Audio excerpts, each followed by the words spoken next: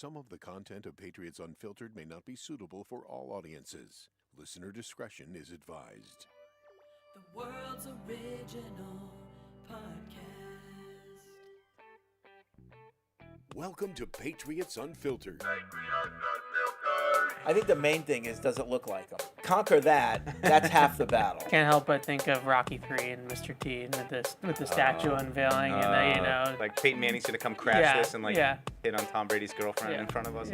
Hey woman. That's Tom has the Jay-Z song, right? Yes. Yeah, right. We can't hum it or else we'll be sued. The NFL Network does not go on my TV at this time of year because I Paul's don't. becoming more and more like Eric. Every No. day. Two, if James Pettigrew wants to refer to himself as the most interesting Patriots fan in the world, well, I refer to him as that. Fred he dubbed doesn't him refer that. to him He as seems himself. pretty But anyway, When the head coach talks about the tackle's versatility, okay, that we kind could of rings in my head a little or bit. we could actually realize what he's talking about when he says versatility. He's talking about versatility in terms of the different blocks that he can make. So It's one way to look at it. You've decided what way it is. question for Evan and Paul. How special do you guys feel being on Deuce's training camp wrap-up There we show? go.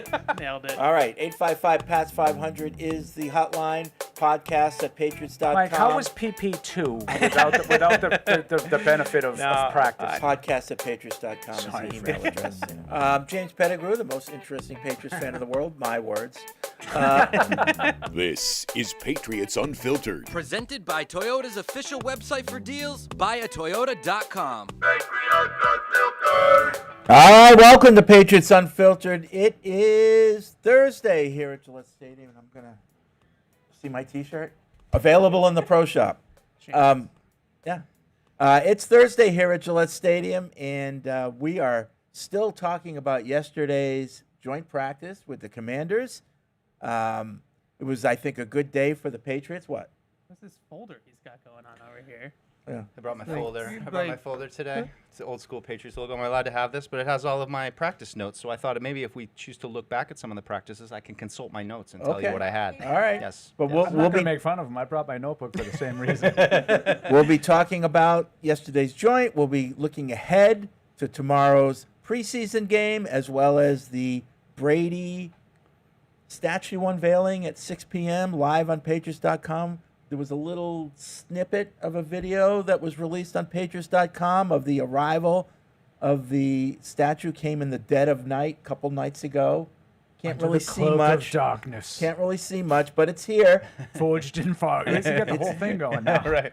The statue is here, so we're excited about that. And Tom Brady will be here as well. Alex is here, Deuce is here, Evan's here, Paul's here, I'm here, Matt's in the booth, and this is Patriots Unfiltered. Let's go. Let's go. Let's go. Let's go. All right. So I know, we thought you guys had the wrap up of the practice yesterday. So if you haven't already seen that, that is out there, that video. But as a larger group, our first opportunity to talk about what we saw yesterday, and my thing is just don't make it look like last year's against the Eagles. And the job was accomplished. Box checked. Yes, box checked. Yeah, really fun, competitive joint practice. Thinking back to some of the ones that we've watched over the years, and some of those, they had flashes here and there, but it didn't feel like a great practice. It felt like, they were terrible, but that last period they were pretty good. I remember that was kind of my takeaway from the Raiders.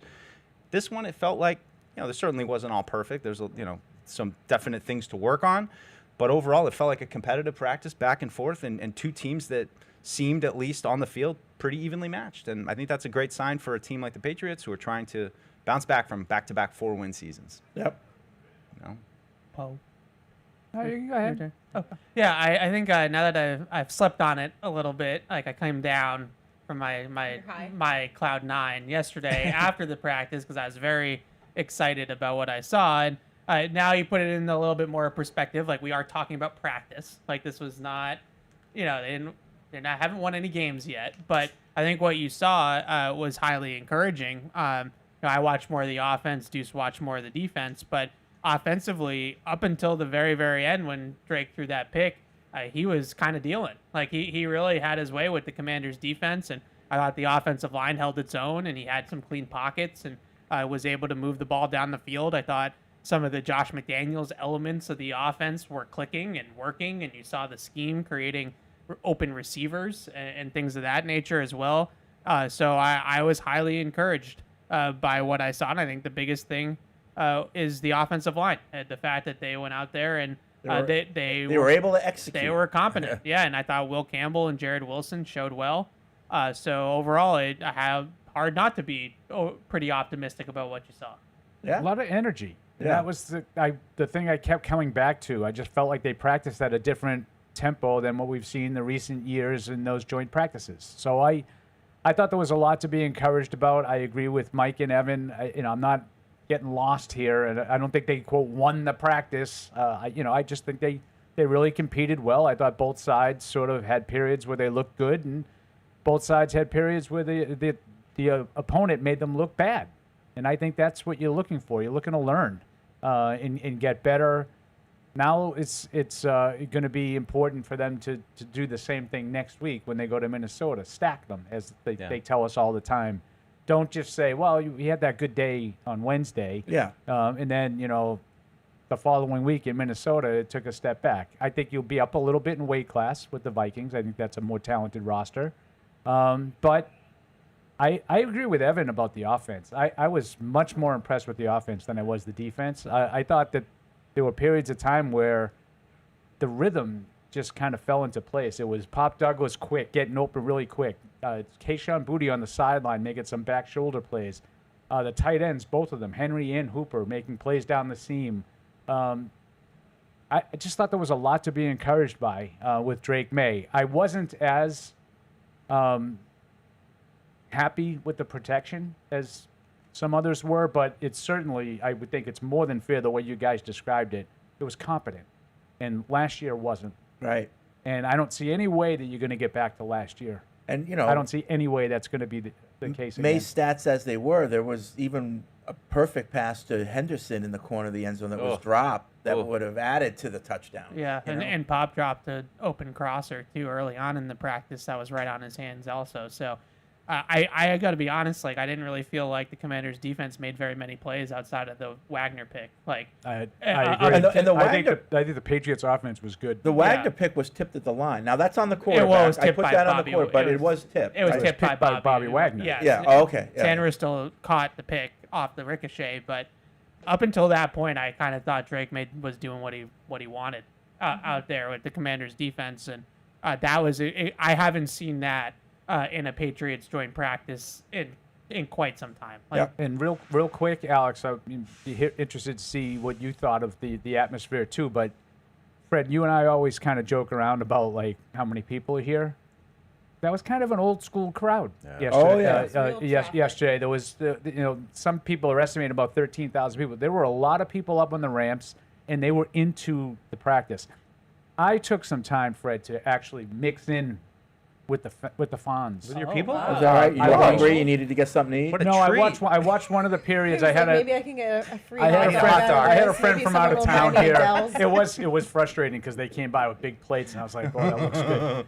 But I watched one of the periods in the red zone from down, and you could feel I'm listening to conversations. A couple of younger guys are behind me, talking about Diggs and Booty and how good they've been, and there just seemed to be an overall enthusiasm and excitement that I haven't really heard in the last couple of years. Yeah. Absolutely. There, just even getting here, I got here probably 20 minutes later than I wanted to, even before they opened gates. Because Were you with Diggs? Because he was late too. no, I was not. I'd probably be riding in a cooler whip if I was with him. Just me and my RAV4. He did bring up pulling a and- Cardi B, didn't he? Anyway. I don't know. I think they might be back on. I don't know. There's some It's on ambiguity there. I'm Who just knows? kidding. I How know can you it. keep up? But it felt like a game day driving in here yesterday, and just like you said, seeing the people on the rafters. I certainly haven't seen a training camp that busy since I started working here. Maybe back to the Tom days when I was covering the team externally, but just there was an infectious energy here yesterday on and off the field. The players were bringing it, and then the fans, there's a tangible excitement, for better, for worse, with this team this year. And then when they perform like they did, it's hard. Like you said, Evan, you came down. I don't think I've come down yet.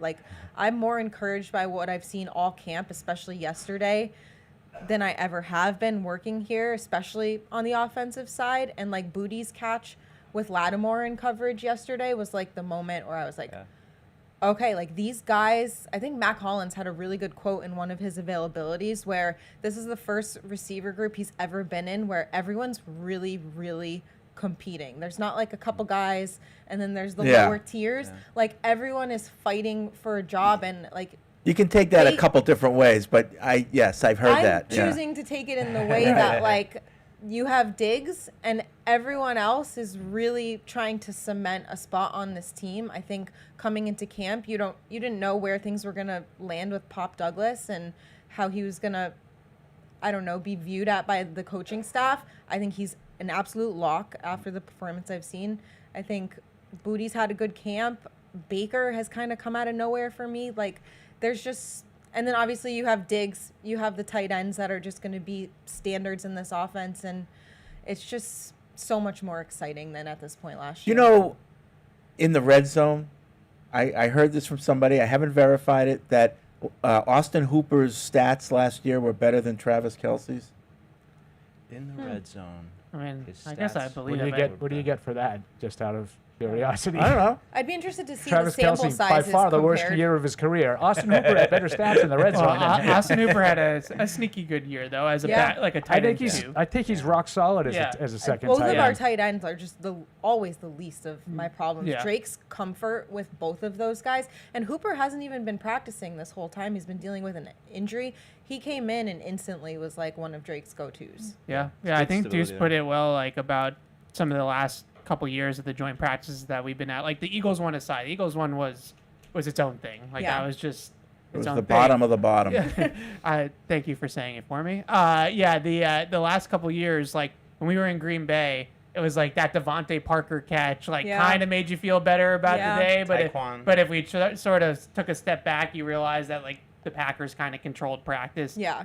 The Raiders in Las Vegas, the same thing. Devontae Adams just torching the Patriots defense. And Mac they Hollins. had like one really good drive towards the end of the practice, but like overall the Raiders, this practice was far more even, where Yeah. like we didn't have to like cherry pick those little moments. It was where like consolation prizes that we were looking for. we were cherry picking. We were saying like, oh well, they had Parker caught the touchdown at the end, so we won practice. You know, like this was like much more of something that was from start to finish. They were able to execute their offense, which was highly encouraging. We have to mention the fight, the big fight. Oh my God. That Two of The them. memes are unbelievable. that Mike Vrabel found himself in the middle of. But the description that I heard that got me more jazzed than Vrabel getting in there and getting bloodied was Will Campbell's involvement. Oh, You know, that's not the direction I thought that was going. so this is and you guys can correct me if you heard something different, but my description that I heard was it started with a Trayvon Henderson blitz pickup, which is the or- best part of the whole Yeah. thing. That's to where I me. thought he was So going. he, with. On Von Miller, right? yeah. Well, Von Miller wasn't I don't know in the who play. was- We weren't, on. we weren't sure who. I didn't Number- I didn't hear who was on, but anyway, whoever Folks, please. whoever he picked up, he drove him to the ground, and they were tussling in the ground, and that started a fight. Will Campbell saw that. He was the first one in. That's my to- running. I was back. ready to die right to there. just I will die. Not Yeah. yet, Will. Not Fucking yet. die to and protect them. he hit the guy who was on top of Henderson, and then all hell broke loose. Yeah. But I love Will Campbell's. It's in his blood. It really Yeah. is. Oh, It- yeah. like his instinct is get in there. Don't even think about it. Yeah. I heard, and no way to confirm this because unless you're in the tunnel, I heard that like Vrabel getting cut was just like a stray from Campbell. Yeah, Like friendly fire. Wow, he That's threw the him to way the I- ground in Cut the his spring. face. Now he's cut his face. I mean, what does Will have Yeah. against Mike Vrabel? But my biggest takeaway from the whole thing was Trayvon Henderson. Like Trayvon Henderson blocked the guy so well physically. that he got mad that he blocked him so Right. well, and it started a whole kerfuffle. Like, Well, to I me, heard that's he kind of drove him to the ground. And, good. And then No, I Yeah. know, but Commanders. Like, I can understand you getting Extra mad at business. that. Yeah. And I Extra think the business. first fight happened for the opposite reason. I think Stevenson got knocked over, and he took exception. And I agree with Stevenson. We're not drilling guys to the ground Right. in these practices. Right. And I think he got mad. The next play, I think, was one of the fights.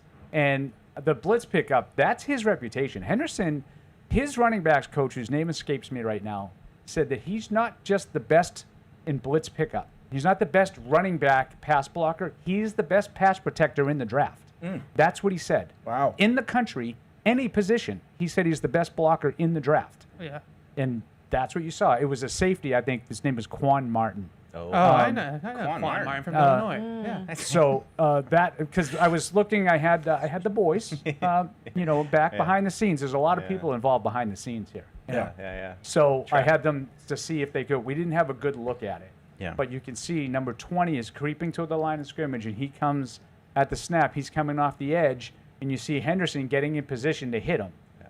I don't see 24 anywhere. So I know a lot of people had assigned this because my immediate reaction with Von Miller was, how could he possibly care enough at a He's joint too old for practice that, at this right? stage of his career to get in a fight? That Was my I think initial that was just reaction. Twitter, I saw And that. I didn't see him anywhere. The only time I saw him was after the whole thing was over. He went over to Vrabel and sort of gave him a pat in the back. I don't know, is it to say maybe like, sorry you got cut? Maybe Miller was involved in him getting cut. Or if he was like, this is nonsense. This shouldn't be happening. Sorry, sorry for our part in it or whatever. I have no idea. But I did see him go to Vrabel once, the sides had sort of separated. But I think, I'm not, this is not a guarantee, but from what little video I saw, 20 was the one who looked to be engaged with Henderson, and Henderson buried him. And I think that's what started it. Yeah. Nice. I love to hear that. And then Campbell That's was and that's first his one reputation. in. And if you heard Yeah. the way the Ohio State Well, running backs yeah. coach talked about it, you would not be surprised by was that. it Sean McVay? There was an NFL coach that said he's the best blitz pickup pass protector he's ever seen coming out of college. I forget which NFL coach. Let's it was. go. Yeah. Let's go. But, like, Drake's never gonna get touched. but like I know it's like just a minutia thing of the game, but like Carlos Lachlan. Like- I wanted to give him credit. There you go. like he won't play on third down if he can't do it. Yeah. So like if he can't pick up blitzers and he can't pass protect, he's not going to be on the field. So the fact that he can do that is going to allow them to actually play him as much as we all want to see him play. And right from the get-go, because like Kevin Falk was good at it, and James White got really, but they developed it. That's this why they guy all- sounds like right out of the He's gate, like- Yeah. he's good. Well, at that's it. why they James all White and sat. Shane Vereen had redshirt years. Yeah, Yeah. they all sat because of pass protection, not because they weren't quick and not because they couldn't get open, and it was because of pass protection. So if Trayvon Henderson can come in right away as a rookie and pass protect as good as he did in college, where there's like literally highlight reels of his college pass blocking, like Oh, there He's is. a weapon. Yeah. He's a weapon Go to of pass YouTube block. and you get some enjoyment out of that. He buries guys. yeah, then he's He's going to get a nice little present Yeah. from Drake May around Christmas time. I can tell you that. he's a player, Yeah. man. I mean, he's like, even though he dropped the wheel route, like these linebackers are in torture chambers trying to cover I him. haven't seen anybody come close to covering him effectively yet. It's just darts. I mean, like I said it 1,000 times, he floats, and the catches are great and the downfield stuff, but I still think you get a seam on him and he's going to be gone. I mean, Yeah. it's just, you see the acceleration with him. And so I know that all coaches, including Vrabel, they don't want to come out publicly and say, yeah, I'm glad we got into a fight and I told my guys to fight and all this stuff. But even what Drake said, we're not going to back down to anybody. And I'm sure today or whenever they're talking about it, they're all, yeah, you know. Well, yeah, well, you know, I mean, Pop Douglas talking about it yesterday, laughing about Vrabel saying you should have seen the other guy. Like, Right. to me, as a player, you see your coach, and you already knew Vrabel's a tough guy who's played in the NFL, but I think this just helps bring the team together even more. And Yeah. I was going back to the Will I'll Campbell High bleed for School, you. the Will Campbell High School videos that we talked Oh, about yeah. last week, Fred, which is that snarly I wish I'd attitude wait till that Will next Campbell plays with, and. Yeah. it's For in all his the blood. talk, Let we them talked go. about his, physical measurements and all that, and his experience. But I think that leadership element and that element of toughness from that left tackle position is a nice part of the package with Will Campbell. You got to have that as an offensive lineman. Like, in all seriousness, like the finishing and that attitude, like, you have to have that.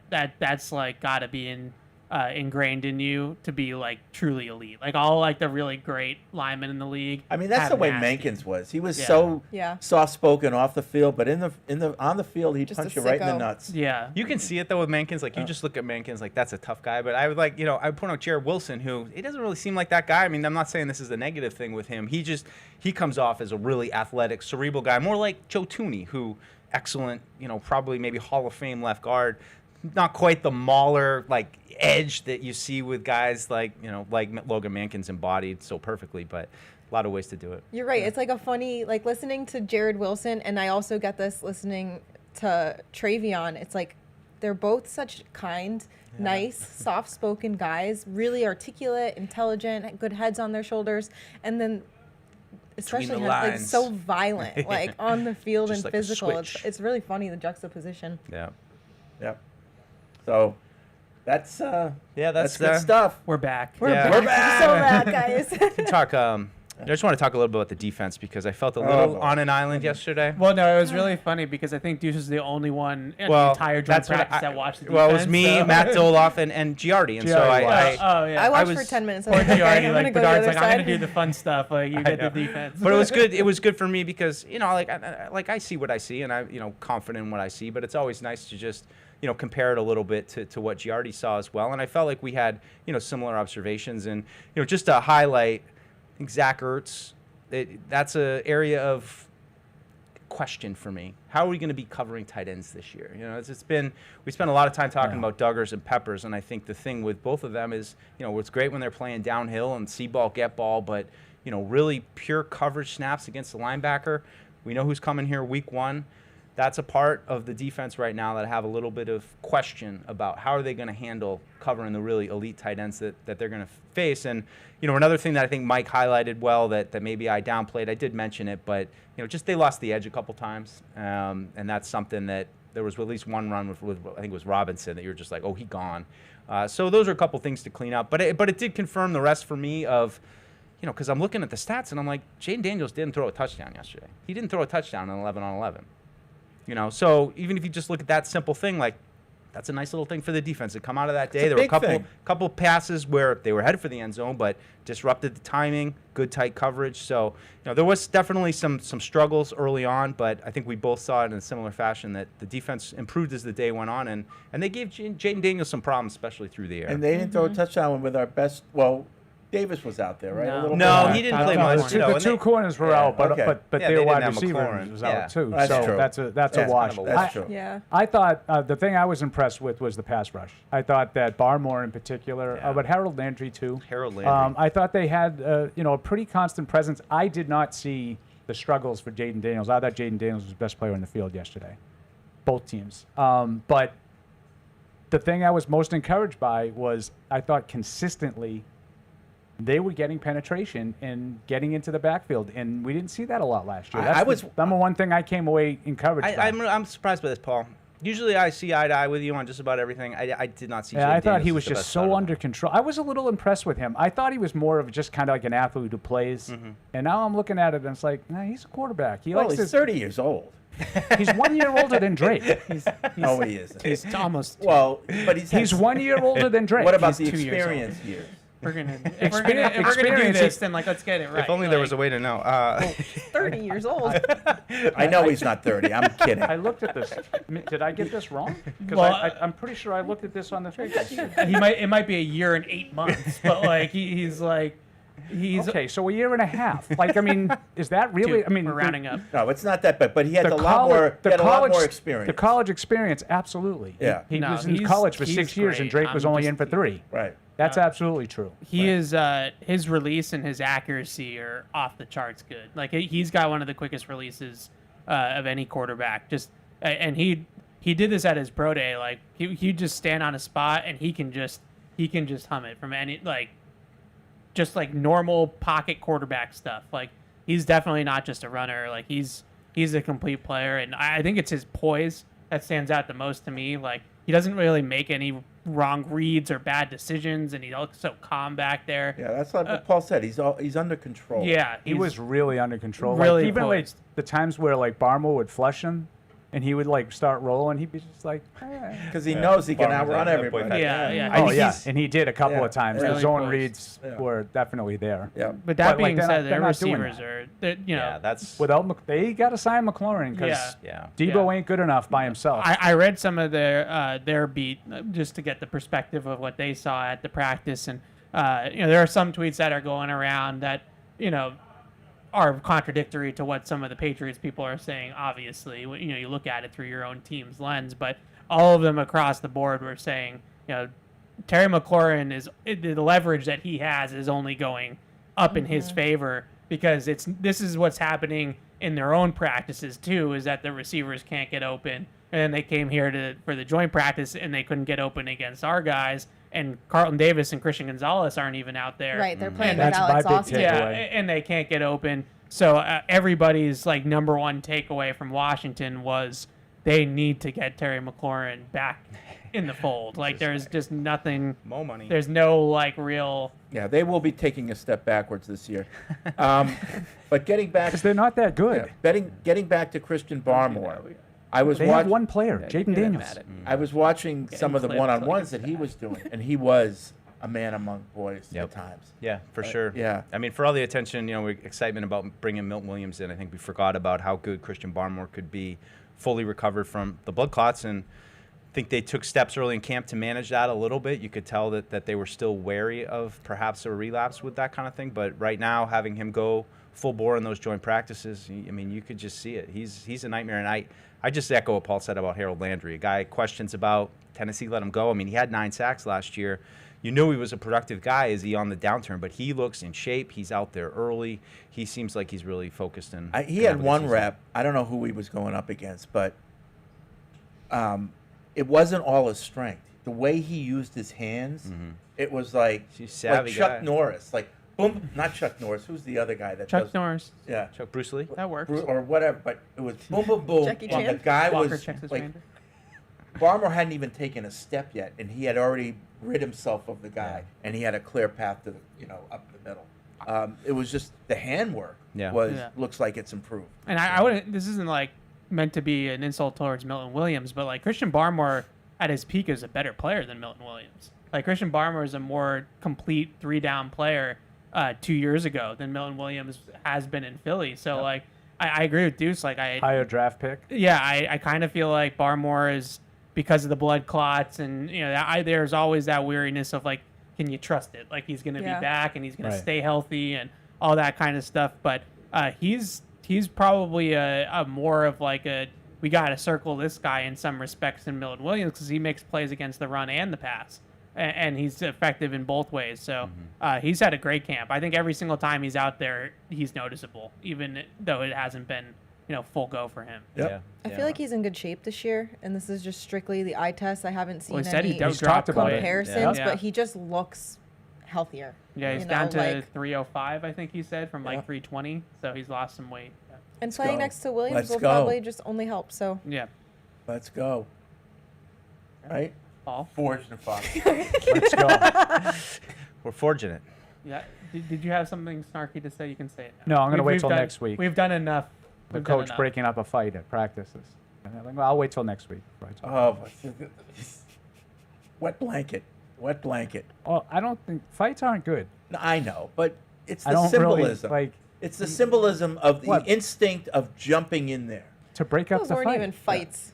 Yeah. Those little tussles. Like, that's what the we coach saw is real supposed to fights when do. Carolina was here a couple years ago. Yeah. Like, That was a bigger fight. Like Yeah. those were fights. That was you a know? bigger fight. Yes. Like, Chicago that was a had brawl one too. that fell Alshon into Jeffrey. Remember when that? Well, Dietrich Wise in the middle of all Well of them. done. of all Oh, people. there was one that went into the stand. That was That was Dietrich Dietrich Wise. Wise. that was wise. That's what I'm. Yeah. Don't The come nicest after guy in the world. Matthew Slater.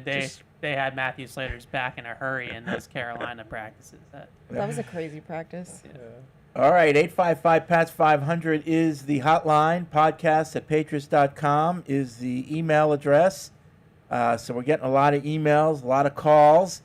So let's start emptying out these phone lines so other people can call. We'll start with, as we seems to be a thing now, Nate in Connecticut. What's up, Nate? Hey guys, how you guys doing? Good. Good. So my question for you guys is, who has been the vocal leader, or the guy who cheers people up if if a quarterback throws a pick or if someone gives up a touchdown? Who's been that guy that picks them up when they're down, or who's been the leader that controls the pace of the practice or something like that? Yeah, Thanks, guys. good question. Is it Peppers on defense, would you say? Maybe? He's definitely one of the He's tone the setters, he's the yeah. rah-rah guy usually in the huddles, but I don't know. I don't know on offense. I would kind of look to Drake to be that guy. I hope it's Drake. That's what it needs to be. I know needs to be the Vrabel one wants that- him to be that guy. Yeah. But I don't see. I haven't really clocked anything that's Morgan Moses is taking the offense under his wing after that bad series. I haven't noticed things like that with any of those guys. And I mean, to be honest, Nate mentioned a couple examples of like, oh, they threw a couple interceptions. I mean, there haven't really been a lot of downtime, and then we go right back into a drill. Really, the downtime for the offense has been the end of the last 3 competitive practices. So there's not really a chance to see them try to bounce back. Maybe those things are happening behind the scenes. I don't really feel like that's an offense thing in general. Yeah. Like quarterback, outside the quarterback, obviously, but like maybe there's an offensive lineman that's a veteran, like a David Andrews type, that's like vocal. But it's defense is the one that, like, you know, Jabril Peppers comes in and gets everybody fired up and like, you know, ready to play. I don't really know if that's so much like, you don't see that as often unless it's a quarterback, like Brady going up and down the sideline barking at guys. But Right, that's true. Sometimes receivers, and yeah, because they want the ball. They want the ball. Yeah. They're more concerned with what I'm doing Yeah, rather than yeah. the team. I'm But, open. Yeah, I mean, I could see Bourne doing it, but he's not out there right now. You know. There you go, Freddie. ESPN on board. Yeah. There you go. No, everybody. That's the headline. Vrabel bloodied after jumping into scrum. That's Wrong part. bloodied. Like it really Wrong does. thing. They drew That's first blood, not me. fantastic. It's Rambo. Rambo. How will you live, John? First blood. Mike Day Vrabel. by day. Watching that. Patty's in Agawam. What's up, Patty? What's up, everyone? Hey. Oh, Patty. First, Nate, and now me. Travis in West Virginia must be throwing a conniption fit right now. Chris with the TIAN and myself met up yesterday, and we took into practice. And even before the scrum, the place was electric, man. Awesome. Great time. I had a question about the defensive back, or not defensive back, but the cornerback depth. I know, like, we've been expressing a little bit of concern on some of the depth on this team. I know that the position of cornerback came up as being a concern, but with the quote-unquote emergence of DJ James and Alex Austin, do you guys feel a little bit better about the depth at that position? Not really. I feel pretty good about Alex Austin. Yeah, Yeah. I feel better about it. I think too. that's a legitimate option. You know, I think he's played really well most of the camp practices, and I thought he was excellent in that last 2-minute drill, a hurry up at the end of the practice. He made 2 of the 4 plays to keep Washington out of the end zone. he's on this team. Yeah. But I think he's good. What do you think the gap is between Gonzo and Carlton Davis and the rest of the room? It's a good. I'd say it's a nice little drop between Austin. I mean, I don't want to crap on him though. I mean, Paul said he's had a really good camp. He looks good. I would say after that though, I don't quite have that confidence in DJ James yet. He's a little smaller guy. I mean, he did have a nice play yesterday that I noticed, but I mean, that's going to be your 5th cornerback, so Right. nobody's got Right. 5 guys that you feel Right. amazing But about. Marcus but- Jones. Like Marcus Jones in the slot with Davis, Gonzo, and Alex Austin All right, I'll let rotating you on do the it, Mike. outside. Yeah, I don't know.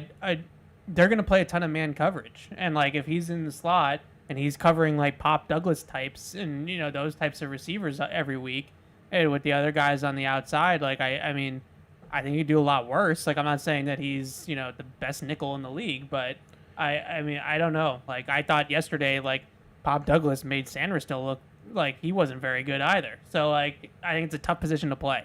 Like you're inside, you have two-way go all the time. The guy can really has a ton of freedom playing in the inside part of the field.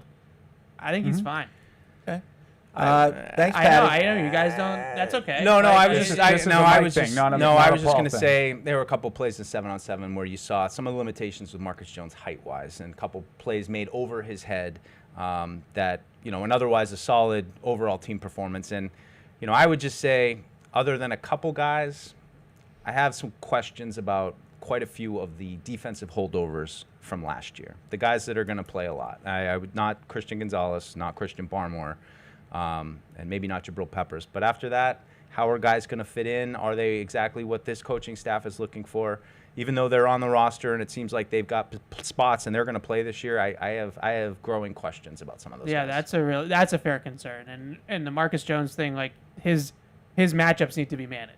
Like he's going to have to play certain types of receivers. If you're going to put him up against a guy that can go above the rim and make catches over his head, then he's going to have some trouble. But if you manage the type of receivers he's covering, he should be all right. But a lot of people are on this Kyle Duggar thing at this point, and what exactly his future on this team even looks like. I think that's like Badar was the first one, but I feel like now everybody's kind of jumped onto this. I mean, you can see with Peppers that it seems like they like him as a linebacker, especially in the sub packages where it seems like he's probably going to play alongside Spillane a lot on third down and really focus on that rather than, the old defense. There was so much spinning the dial of Peppers is up here and now he's dropping back. It seems like they just want him to focus on kind of playing in the box now.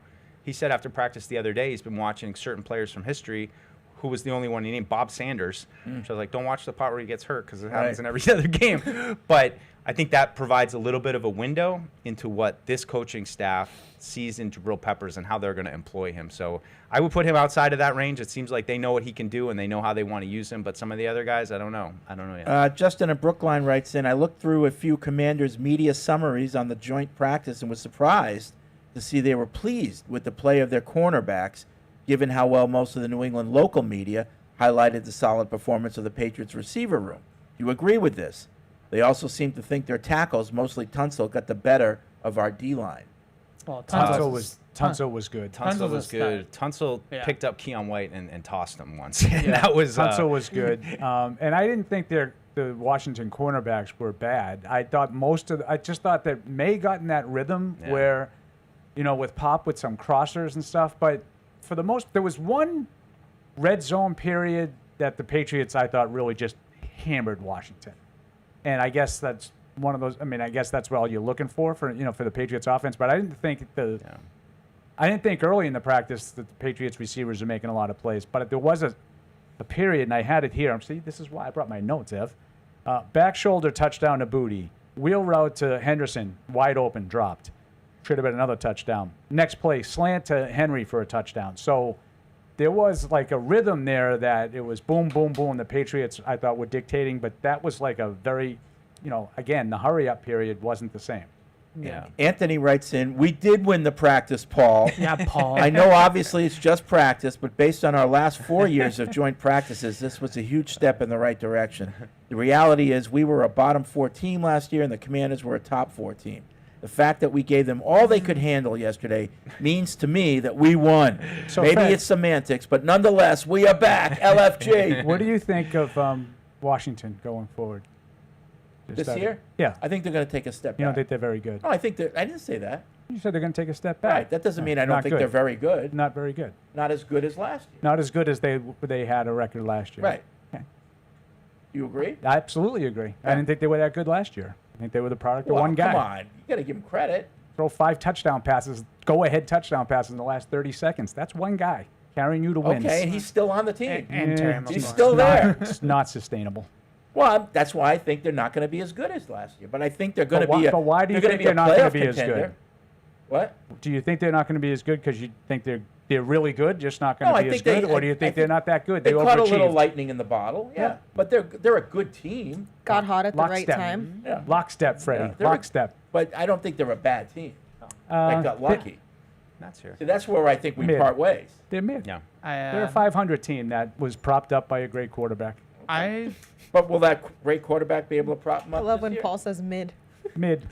Yeah. Oh, thank you, man. I didn't even notice. I would be Thanks, concerned Guy. if I was Washington about the wide receivers outside of McLaurin.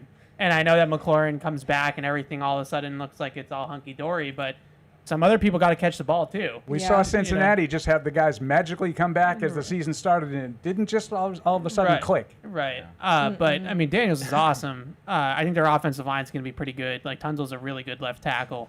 But pass rush on defense, too, I didn't, really think much of some of the guys that they were, Deron Payne's a good player. I guess if Von Miller goes back in the Wayback Machine, like maybe that could happen again. I don't know. It's not Josh Sweat and Armstrong. Yeah, he's I thought okay. he was pretty good. Yeah. I thought he got the better of things on the edges a couple times. I definitely thought their roster talent, though, across the board would be like clearly better than the Patriots as a team. That was in the Final Four last year, and I didn't feel that way. Now, if McLaurin was out there, maybe all my feelings would have been different. But that's true. That is true. I'd say, too, on the offensive line point, a lot of the pressure, Harold Landry coming off the offensive right side. The right tackle, I saw him get burned a lot. I don't know if it was always the same guy. I wasn't tracking that personnel, but I think it was their left tackle, the rookie from last year, that they moved. Is it Coleman? Is that right? To the right side? But it was Landry off the right side. I'm not sure. I'm not sure. I don't know who it was. But whoever their right tackle was, as well as Barmore on the right side. So I felt like the right side of the line was That's where a lot of pressure was coming in. Yeah, I could see I don't want this. to turn this into like we're killing the Commanders because like obviously they're I think they're good. I just Yeah. don't think they're as good as their Yeah. record indicated. I don't think they have as much. It's Andrew Wiley, I believe. Yeah, so he's like a veteran, like Yeah, journeyman he was kinda getting tackle. toasted a little bit, but Yeah. the left side was, pretty stout. I mean, that's why I'm mentioning Yeah. Barmore and Landry, who were coming off the right side. Even a little Tonga coming up the middle. He was Yeah. disruptive up there as well. Randy's in Providence. Hey, Randy. Randy. Hey guys, how's it going? Hey. Good. So I was curious about number one, the Caden Wallace versus Cole Strange. It seemed like they were competing for one spot. It still seemed that way. And the Patriots offense. I was perusing the Commanders podcast and stuff yesterday after to see their point of view, and they felt like the Patriots offense really won. I agree. Do you think that the struggles we've seen are more of a product of facing what could be a very good defense in the Patriots defense? No.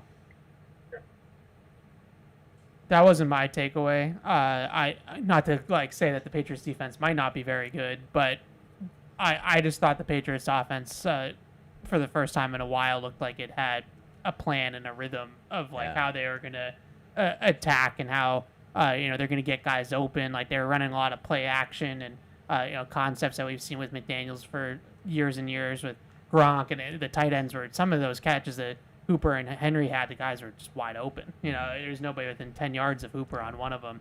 Yeah. So I think a lot of the stuff that the Patriots were throwing at Washington defensively was just working. Yep. And I think that that's a really good sign. But I don't necessarily, not that I don't think the Patriots are going to have a bad defense, but I guess I just don't necessarily look at it. Yeah, I would just like that. caution. And Thanks, this Randy. Is, I think the Patriots offense was good yesterday. I do, and I think they were better than the Washington defense. If you want to just break it down that way, I would say that they won the Patriots offense. But I would also caution into. I know it's joint practice. It is competitive, but it's not the same as a real game because The quarterback doesn't have to worry about getting hit. well, there were also going to be sacks in that, both sides. yeah. I think the Patriots would have sacked Daniels, and I know that the Commanders would have sacked May on a couple of occasions. That changes the whole outlook. Maybe the next play that went for a touchdown is now 3rd and 22. Right. Yeah. Do you know what I mean? Like, so that changes the entire outlook of a play. Whereas everything is scripted and they're running the play as this, it's already predetermined. Like it's first down plays, second down plays, third down plays. It doesn't matter if the previous play succeeded or failed. It's not impacting your play call on the next play. And there's also Whereas in no a game, there's planning. sequences involved, sequencing involved. Yeah, I just jump on that and say I think specifically Jaden Daniels too is a player that you can't get the true sense of, even in that situation where he's so slippery. He's probably focusing on trying to stay in the pocket, because we know he's got the Jets. So you're not going to learn anything from that. It's been more beneficial for him to and- stand in the and pocket, May try did to the get through same thing. progressions, and When May a scrambled, couple of times he scored it out where it's like I'm not going to throw But they're it blowing out. the whistle. Yeah. Like some of those might have been good runs. Yeah. Yeah. Like I look at it both ways. I think third there's down one he potential had good early. plays. Yeah. He had one early where I thought he got loose and would have converted, but then he was flushed out of the pocket. So it's like it could have gone one of two ways. To Paul's point, it could have been a sack, or he might have gotten out and he might have gotten the yards on the scramble. But I just I was encouraged by the timing and the rhythm of the ball coming out. It wasn't like May was holding the ball and running around back there and finding completions just off of his talent. Like they were running the offense. Like he was executing the McDaniels offense, and the ball was coming out quickly, especially early on in the practice to Pop. Like Pop absolutely dusted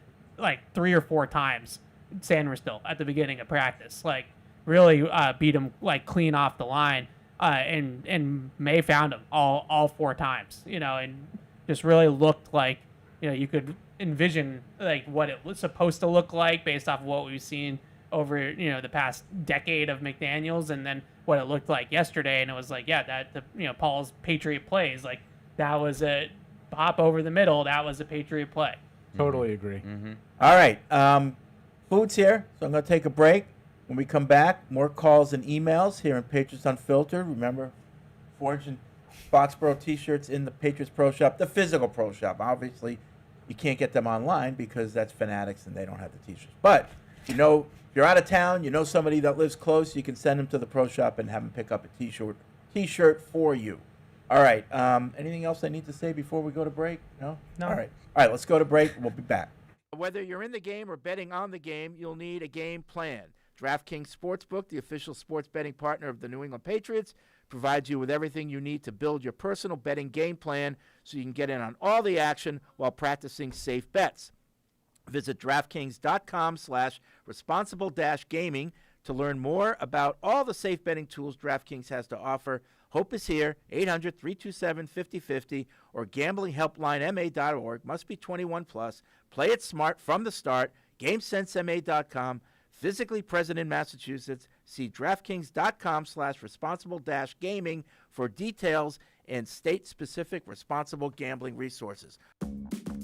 Isn't it time to get exactly what you want? Welcome to Red Hot Deal Days from Verizon, where you get your pick of our best deals. Like My Plan, where you can pick the perks you want and save on every one. For limited time, bring your own phones to a Verizon store and you can get My Plan for our best price ever. Get exactly what you want in your phone plan and only pay for what you need. Bring your phones to your Verizon store today and get My Plan. These deals won't last. It's your Verizon. With FedEx One Rate, you can ship to your student for a simple, predictable flat rate.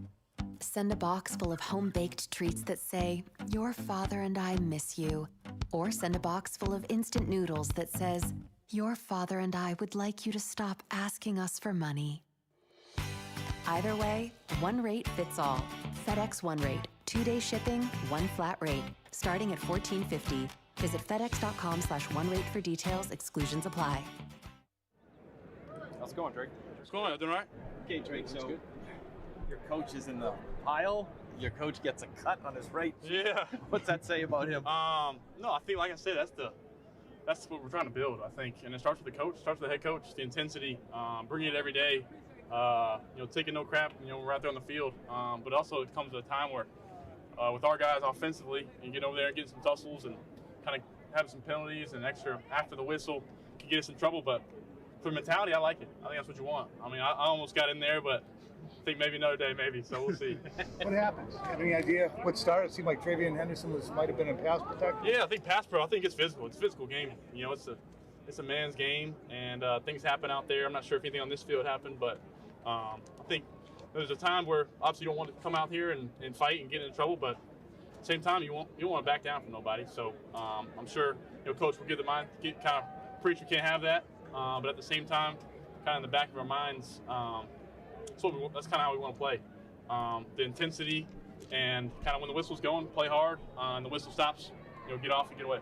Drake, what did you like about what you guys were able to do today offensively, and just felt like you guys were in a pretty good rhythm to start? Yeah, I thought it moves well. It's good. Playing against another team, having all our guys out there and kind of getting the rhythm, build some plays together and move the ball. I thought we did some good things offensively and wish we would have ended it better. Tip ball down there, but hey, that happens. That's football, and that's why you practice those. But overall, I was proud up front. The guys up front, they battled hard. So I'm looking forward to getting things going as we get to Minnesota and Friday night. So. Sorry, jumped in really quick there. How quickly do you feel like you're building your chemistry with Mac Hollins, considering how much time he missed in the offseason? Yeah. We're Tar Heels. The chemistry's already there, so it don't even matter.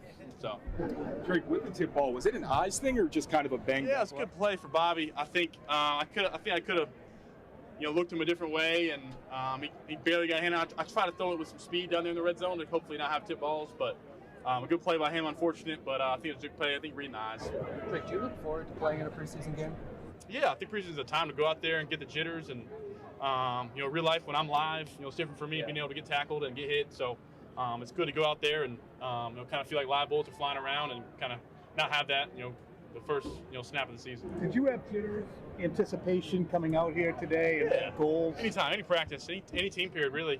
You get kind of the jitters of wanting to do things right and make good plays, and at the same time it kind of balances out with the confidence in myself and the confidence in the guys around me. So that's what is what makes the sport special. Do you feel like you're leaving the field today and saying, all right, that went fine? Yeah, it looked like some football out there against a different team, and felt good to kind of get our operation done against somebody else, and we did some no huddle that I thought went well. So it was good for us to learn from it, watch it, and kind of just build off it. Drake, you and Jaden. what you've been doing, what Josh has been teaching, Yeah. the new offense, and kind of see it against another team? Yeah, Was exactly. it kind of a positive affirmation to you guys? Definitely think positive when you're moving the ball, and feel like you had some good plays. It's positive, and come out here not like you didn't execute and didn't move the ball well, so it's always positive. You and Jaden, obviously, same draft class. Only one pick separates you two guys. You're probably going to be compared for the largest part of your careers. No doubt. How much do you put on yourself to sort of keep pace with him and everything he's doing? He obviously had a great year I last saw him out there. Yeah, congratulated him. What a year he had. So I think there's always in the back of your mind, the draft class you came in with, and anytime you play him, especially, it's a little different. But yeah, like you said, I think just trying to worry about myself. But at the end of the day, keep up with those guys. Those guys are him and Caleb and Bo. Those guys are good friends of mine, and they're friends until we play each other. So. Jake, how much do you appreciate Trayvon's approach to pass pro? Yeah. Seems like he takes it real Hey, serious. I think you saw it in college. I think it speaks for itself, and I think coming here in the NFL, when you've got Bobby Wagner coming in the A gap, it's a little different, and I got full confidence in him. You had the completion of Keyshawn Boutte contested in the end zone. Yeah. How much confidence do you have in Keyshawn when you're throwing those contested balls? Yeah, coach keeps saying you do the right thing, keep doing it over and over, and you're willing to block in the run game, and I can trust you. You're going to be out there, and I think there's a bunch of guys that are making things like that happen. Pop's doing a great job, and different guys in the room. So it's comforting knowing that you're going to be in the right spot, and it's my job to give him a chance. What was it like having Steph out there for some? Yeah, it was good to get him in there at the end. I think anytime you kind of get him in the lineup, it adds a different kind of swagger in the huddle. So, How excited are you with Pop Douglas in this offense to what you can potentially do? I mean, Pop, I think he's tough to guard. Like I said, I think you see it on little crossing routes and little quick moves when he's meeting a defender, face to face. So I think kind of all year, it's going to be our job to try to get him open in space and let him run with the football. Trey, how what you did today, Grin, seeing a different team. What's your thought process about the growth of your offensive line? Yeah, those guys are battling. Credit to those guys. We got some rookies in there. We got some veteran Garrett and Big Mo's coming back. So credit to those guys. Big Mike, good gosh, he shows up every day, doesn't complain, always in a good mood. And I think you just credit those guys for starting to build a front. And we got some guys coming in there that are kind of earning a role and kind of being the guys that dress on game day. Trey, did you happen to see Vrabel bleeding? Yeah, I saw it. Yeah, somebody would say it was like the Trump gunshot wound. So I was laughing at that. But no, I think you saw it when he was breaking down the huddle, and I'm not even sure what happened when it happened. But he said, "Don't worry about it. We'll see it on film." So we'll see something. You gonna break it down? Yeah. Break down. Drake, it seems like you've done a really good job avoiding bad looks as a passer this season. I'm wondering how much of that is just your own maturation and how much of that is working with Josh McDaniels? Yeah, I think it's built within the offense, but also at the same time, we always talk about the quarterback room. Do we have a good play or do we have a bad look? And there's some times out there where I felt like we had a bad look, and I'm just trying to get to a better play. Drake, I know you're a UNC guy, but Jason Tatum here today. I know. I don't usually see those guys around here too much. What was it like to? Yeah, shoot, no, he's a Duke guy, but what he's done for Boston, and obviously I told him what a heartbreak what happened with him. I'm looking forward to seeing him come back. And it's a funny story. My brother's here. My oldest brother Luke. His first start was in Cameron against Duke, and he was guarding Jason in his first start. So it's pretty cool. Do you still compare yourself to Jason as a basketball player? You said that your rookie year. Like I said, it'd be way off-brand, but he's got probably a way bigger bag than I do. So no, but sweet. Thank you guys. And now, great moments in history. Would you rather That is totally give up kissing for the rest of your life or give up sauces for the rest of your life? What? Kissing or sauces? Now that's good. Like, What do the married guy in their 50s have to say? I'm going kisses there, bro. I am too. Beth, love you, but I love Buffalo me. wings. Some sauces. The sweet and sour? Buffalo barbecue, Tomato? honey mustard. No, you guys are young. You can't give up on kissing just yet. I plead the fifth. There's no good answer for me there because she cooks it and partakes in both things. So it's like, which one do I Oh say? my Like, God. either insult her cooking or I insult the other one. Plead the fifth. Buffalo sauces, good stuff. That's another great moment from All right, back here at Patriots Unfiltered, 855 past 500 is the hotline. Podcast at patriots.com is the email address. We're talking about the joint practice. We're also going to talk a little bit about what we might see tomorrow in the preseason game, as well as the Brady statue unveiling live at 6 o'clock on Patriots.com. We also, yesterday's practice, Jason Tatum showed up. With no boot. Yeah, I was. Big. I'm just standing there, in the media area down by the rope there, and all of a sudden this, tall guy. It's like, that's Jason Tatum. I have to admit, I was a little bit starstruck. Yeah. He's tall, and you watch Yeah, basketball he is tall. games, He is 6'10", and you know they're Alex, good tall. call. If you let me finish my sentence, you would hear Fred, me say. will you let her finish her but sentence? then you see Tatum standing next to an offensive lineman or like a massive behemoth of a D tackle, and you're like, Tatum's really effing tall. And big, I think basketball players are sneakily the biggest athletes because they're so tall, but they are also still fit. And even But Giannis, like Giannis is like 6'11". And just thinking about that, even next to an offensive lineman, That's a he would test tube tower person. over the offensive line. So, Mhm. he was there. No boot. I looked. No boot. No boot. And he was on his feet for like 3 hours. He stood the He whole wa- practice. He was limping pretty good. Yeah, when he was walking around. walking slowly, but Was that his swagger? I or am just I am the like- expert You on think it that was actually injury. a That's limp? definitely on. That's not out of the realm. Like Okay. I think it's 6 weeks. You're supposed to be in the boot, so he's well beyond 6 weeks. Okay. Well, he had like this new surgery. I know it's going to have him back before the season even starts. Can you let me have some hope, Paul, for 2 seconds?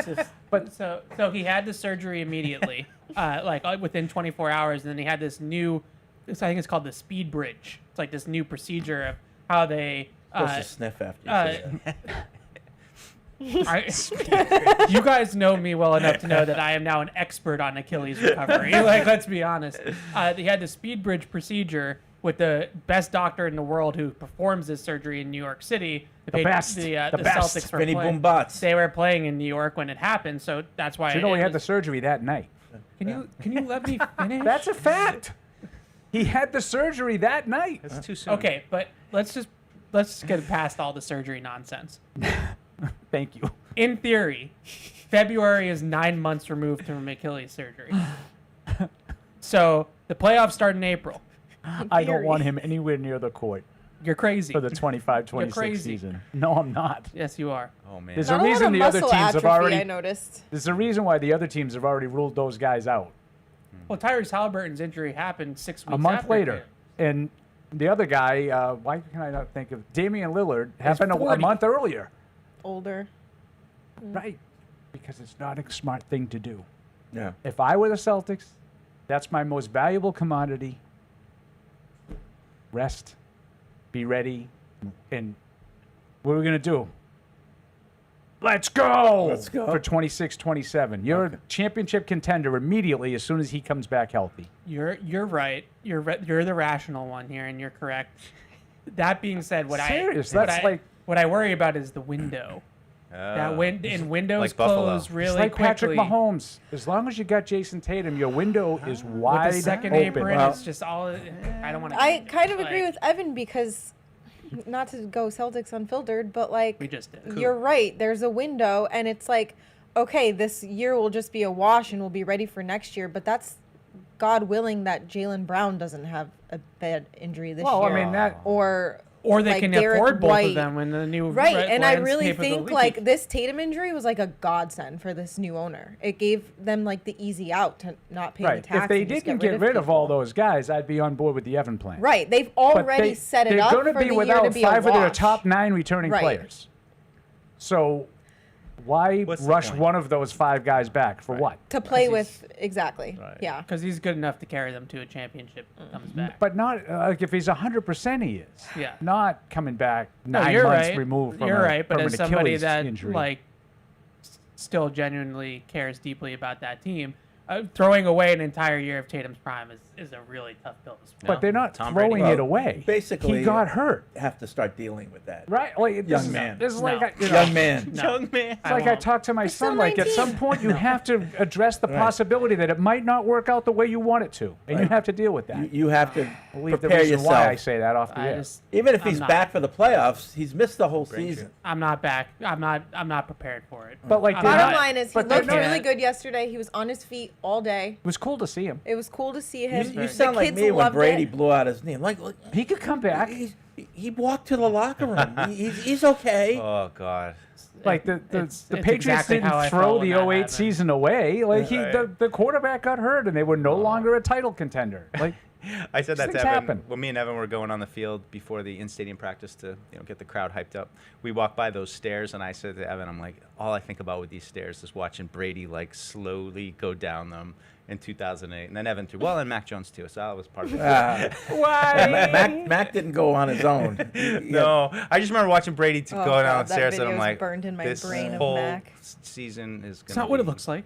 I would have traded Brown and Tatum in a first-round pick to Dallas for Cooper Flag. Oh, I'm very glad you're not running the Celtics. So am I.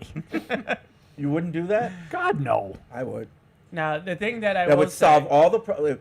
Celtics would be able to restart financially and build And they around, wouldn't Tatum better retire. build around And the they new wouldn't guy. be that good. What? Yeah. And they wouldn't be that good. They wouldn't be that good for a while, but they would rebuild. But why do you want to do that? You're already great. Well, He's always looking ahead. Red Auerbach. yeah, I'm looking. at 27 years old. New England kid. Like, this isn't exactly over. like Pierce and KG at the end. So Like, I was like- expecting everyone to Yeah. say. I was expecting why would Dallas do that? I'm surprised. Why would Dallas do Why that? would Dallas do that? So they could win a title. No, I'm surprised. I thought you Two would, all NBA players? I thought you would say no way would they trade Cooper Flag for that. But I'm surprised to hear that you think they would. It would be For Tatum sneakily- and Brown? And Brown. They'd be negligent to not make that trade. For a guy who has, you have no idea Well, if he's you're going to not be going to any have good. Tatum this year, and you don't know how. But he you'll is. have him next year. I know. You hope, and you hope they'll be the same. I Tatum. mean, Evans got him back in February. Now I you don't know. even have him back next year. He went to the best 9 surgeon in the months. world. I mean, 9 he months. had that bridge surgery immediately. Speed bridge. Speed Queen. Yeah. Speed Speed Queen, bridge. Yeah. Speed Bridge. You put him in the Speed Queen washer. That's how. Comes That's how I out. remember what it's called. Is because I Speed Queen, Speed Bridge. Right. There you But go. South Paw, South Jersey.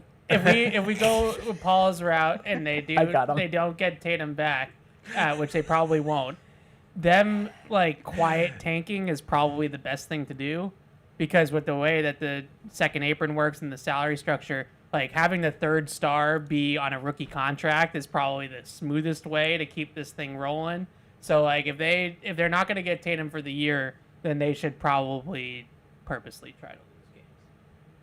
That's Right. just the reality. That's that how it they're worked in. out, right? To save a billion. Bring in some ML money. I Carr. think that's kind of what they're How did they doing, even and get that's the why Len- everybody's no longer on the roster. How did they get the Len Bias pick? Gerald Henderson. Yeah, that was back before like the rest of the league realized They that, traded like, Gerald Henderson for a first-round pick, And then Yeah. that team was. and was they ended bad, up being and the they number 2 pick in the draft. that was before teams realized like how valuable Yeah, draft well, picks no, were, that's- and like Yeah. Red Auerbach was really ahead of the I could times tell on that. that. What happened Yeah. after I think it was Len? 2, Did they might have get been 3. like you just have to? Huh? That's it. Like Tough no break. Yeah. Yeah. Well, How the does that reason- work? Like a I mean- compensatory pick or anything, or no, they didn't. Get, you they just didn't. And I hate to wake be up like the next day and making fun of. I always make fun of Ev and his green teamer habits, but I'm a I green am a teamer green too at heart. And I will tell you that that whole bridge that was there. It was Len Bias and Reggie Lewis. yeah. They would have continued to be a title contender throughout the early 90s and into the mid 90s had those two guys not died. Now I know that's a green teamer, point of view. That's true though. Yeah. Great Definitely, talent. So I mean, devastating. Reggie was an all-star, I can't imagine living and like through they just that. lost 2 potential stars. Yeah. Yeah. And ruined my Tragically. childhood. Yemi in Texas writes in. Can I just read this email without knowing what it says? Yeah. We just beat Washington in a joint practice, and you guys are talking about the Celtics. I thought this was Patriots Unfiltered. No. Amen. No. Amen. Those Can we get haven't. back to the defense. Those haven't come Nice, yet. nice Len Bias. Those will be here. Contribution though, Deuce. That's good. But Yemi in Texas writes in. Greg Bedard says Mike Vrabel is running the lightest training camp he's seen in 20 years. What's your perspective on this? I don't see it that way. I think camp has been fine. Been very similar to what I've been seeing for the last 10 years. Yeah, that's. I mean, I have less experience. I mean, in last year college, there was but some practices with that was the tackling and all extreme. that. Yeah. though. That was the extreme. I think the practices were longer last year because it took too long to get them going. Fair. I made comments about that last year Operationally. all the time. Yeah. And then they would like run hills at the end. Yeah. I thought Monday was pretty tough. Monday was a long. That was I think a long their practices session, have been fine. They've had a couple of walkthroughs that we have access to, and sometimes in the Belichick era we didn't have access to walkthroughs. Now we have to go to all of them. Thanks, Obama. Evan, you'll be happy to know that Chris in Santa Fe writes in. Yes, hi, Says Chris. I got the speed bridge procedure last year, Yeah, and it now up, I Chris. trust my fixed side more than the other side. Wow. Hold on to that hope, Evan. Is it like the new Tommy John surgery? Post All-Star break, baby. Jason Tatum's coming back, and the Celtics Yeah. are going to win the So, title. he said he was back at work at my desk job the next week. I know what he's talking about. Celtics are the balls. I missed like 2 days. Like that's not like a desk job. There's nothing impressive about that. You don't know he's working at Kevin the desk. Fox What if still he's a makes fun of me laborer? for walking in on my crutches. But I totally understand that mentality of I trust the fixed side better than the other side, because I definitely do. I feel like the other one's going to go any minute. Oh, is that right? Every Really? time I feel like, is that... Was I it hard to can't do walk that. on it for a while? Like, or is that What, like the 2.5 weeks that I walked on it Well, without knowing it was ruptured? Well, after you got it fixed, though, like for Tatum, them saying he stood out there at practice all like day. Is Yeah, that no, something it wasn't. that they- wasn't an issue. Oh. Like it's Probably once running the, and stopping Once and the stuff. boot comes off, you feel like you're completely free. Yeah. You know, and you Inflammation's can working walk. its way down, too. You got to be careful. You can't like jump. Yeah, yeah. Well, that's the Or hardest part about lunge. basketball is that is Constant. Jumping and lunging on Yeah, left and like, right. you And know. the lateral movements of pivoting. And Plus, we also have to take into consideration this is an elite athlete. It's a little different than Well, Paul, you know. I mean, maybe a step desk below job. it. You're in With the all due Hall of respect, Fame, it's me Paul. and a guy doing a Advanced desk job. stage. This is my point. When everybody's like, he's not coming back, I'm like, we're talking about Jason freaking Tatum. But I'm not saying He's he an elite can't. I'm not athlete. saying he can't come back like it's That's what you're impossible. saying. I'm saying I don't want him to come back. Not worth Then it. wrong. It's not worth it to me. It is worth it to me. You're selfish. Yes, Yes. it's all about him. It's not just all. It's Fred all Kirsch. about the fans. Yes. It's all about we it's are all about selfish. you. Good fans recognize what they're doing, and they're going to Anyway, restock. Jason Tatum was at practice In case you yesterday. didn't know. Jason And Bon Tatum? Jovi was there. It was a big star-studded Yeah. Danny Amendola, day. The McCourty twins. I really expected the helicopter Chung? to be coming down. P. but- Chung. It left. I saw it leaving. Oh, did Yeah. it? Yeah, I heard it leaving. I thought John Bon Jovi would have stuck with Bill. I thought that was a Bill guy, but I guess he's Oh no, become part he of the likes them both. organization now. Yeah, he likes them both. Your Don't friends make get me choose. divorced. You have to No, pick I know. which Don't spouse make me you're gonna be choose. friends with. I'm gonna hang out with him tonight. Is that okay? RKK's got the house in the Hamptons. Right. It's nice too. I've seen it. $48 million. It better It's be. freaking. That strip of real estate in Southampton. Oh yeah. There's levels to wealth, you know, and like I want to be rich one day. I fully think I will be. Not like that. Will you remember us? Yeah. When Of that course happens? I will. Paul Paul, might the need a first car. thing I What do you're when I make doing? it big is I'm gonna buy Buy my me a dad a car? boat. I'm gonna redo my mom's kitchen, and I'm buying Paul A Honda Accord LX. maybe a Toyota. Toyota. Nice Toyota. I'll take a Camry. I don't want to get in trouble with Kenny. Yeah. Buy you a nice mid-sized sedan. Perfect. Let's see. Thordor writes in. He's from Iceland. I'm curious because yesterday in the review episode for the joint practice with the Commanders, you talked about how the interception from May was the last thing you saw and how it affected how you looked at his practice. If May had thrown that interception earlier in practice rather than at the end, would you have looked at it differently? It depends on the period. I mean, for me, it was all about this is the competitive period of practice. So if it was the, all right, here's the situation, it's all on the table. Paul mentioned earlier, the earlier 11-on-11 periods are like, this is 1st and 10. This is going to be 2nd and short. It's all controlled. So this was the third practice in a row at the end in the competitive portion where, he wasn't quite able to get him over the hump. I said specifically in the show, I don't want this to make this out to color his whole practice, but I can't keep every time we come in here talk about I'm waiting for Drake is Drake a killer or not, and then we see 3 straight competitive periods and he hasn't really been a killer yet. That's part of the story to me so far. Yeah. Chris wants to clarify that he works at a standing desk. Yeah. Oh, flex. Sniff. His desk job is a standing job. Right. I'm just saying that. It's a standing Once desk you or a have standing the job? surgery and you're in a boot for a little bit, then you're okay. You just got to wait before you can, play NBA basketball for a little while. I just wonder, Deuce, on that pick, like, sometimes I feel like Drake gets, like, really excited when somebody gets open, Yeah. like, for a touchdown, and he's like, oh, he's open, Did and then feel he just, quick. like, Yeah. throws it, and, guys that are, like, veteran players like Bobby Wagner who are smart enough to read quarterback's eyes, he just took him right to the party, and that's what he said after the practice was, I had Welcome to the party, pal. You got to move him with my charter. eyes or hold him in the middle of the field for a beat or something like that. Yeah. And he just like immediately saw pop flash open and just took Bobby Wagner right to it. And I also give Wagner some credit. I don't think that just any linebacker makes that play. Yeah. He's pretty good, He's a good player. mean, I get I'm Good probably player. annoying some fans with You this are. take, and of the You people are. who want Drake to They're all walk in the on water. comments coming at you. But I know what you're. I've been It didn't consistent with this necessarily whole thing. taint my view of the offense's performance yesterday, and Drake's in particular. But I understand what you're talking about. You're looking to see him succeed in one of those series. Yeah. Now, if it makes you feel any better, the Patriots defense did the same thing. They allowed a couple of completions to let them get goal to go, and then they shut them down. Yep. Yeah. Four That made me feel straight a lot plays. better. I was saying to Ev when we came down to that fourth down play, I'm like, just get a stop here. I can't deal with they had a really good practice all around, but then the only narrative is going to be, well, Drake threw an interception and Jaden Daniels threw a touchdown. Mike did really put a lot of stock in those last. I did.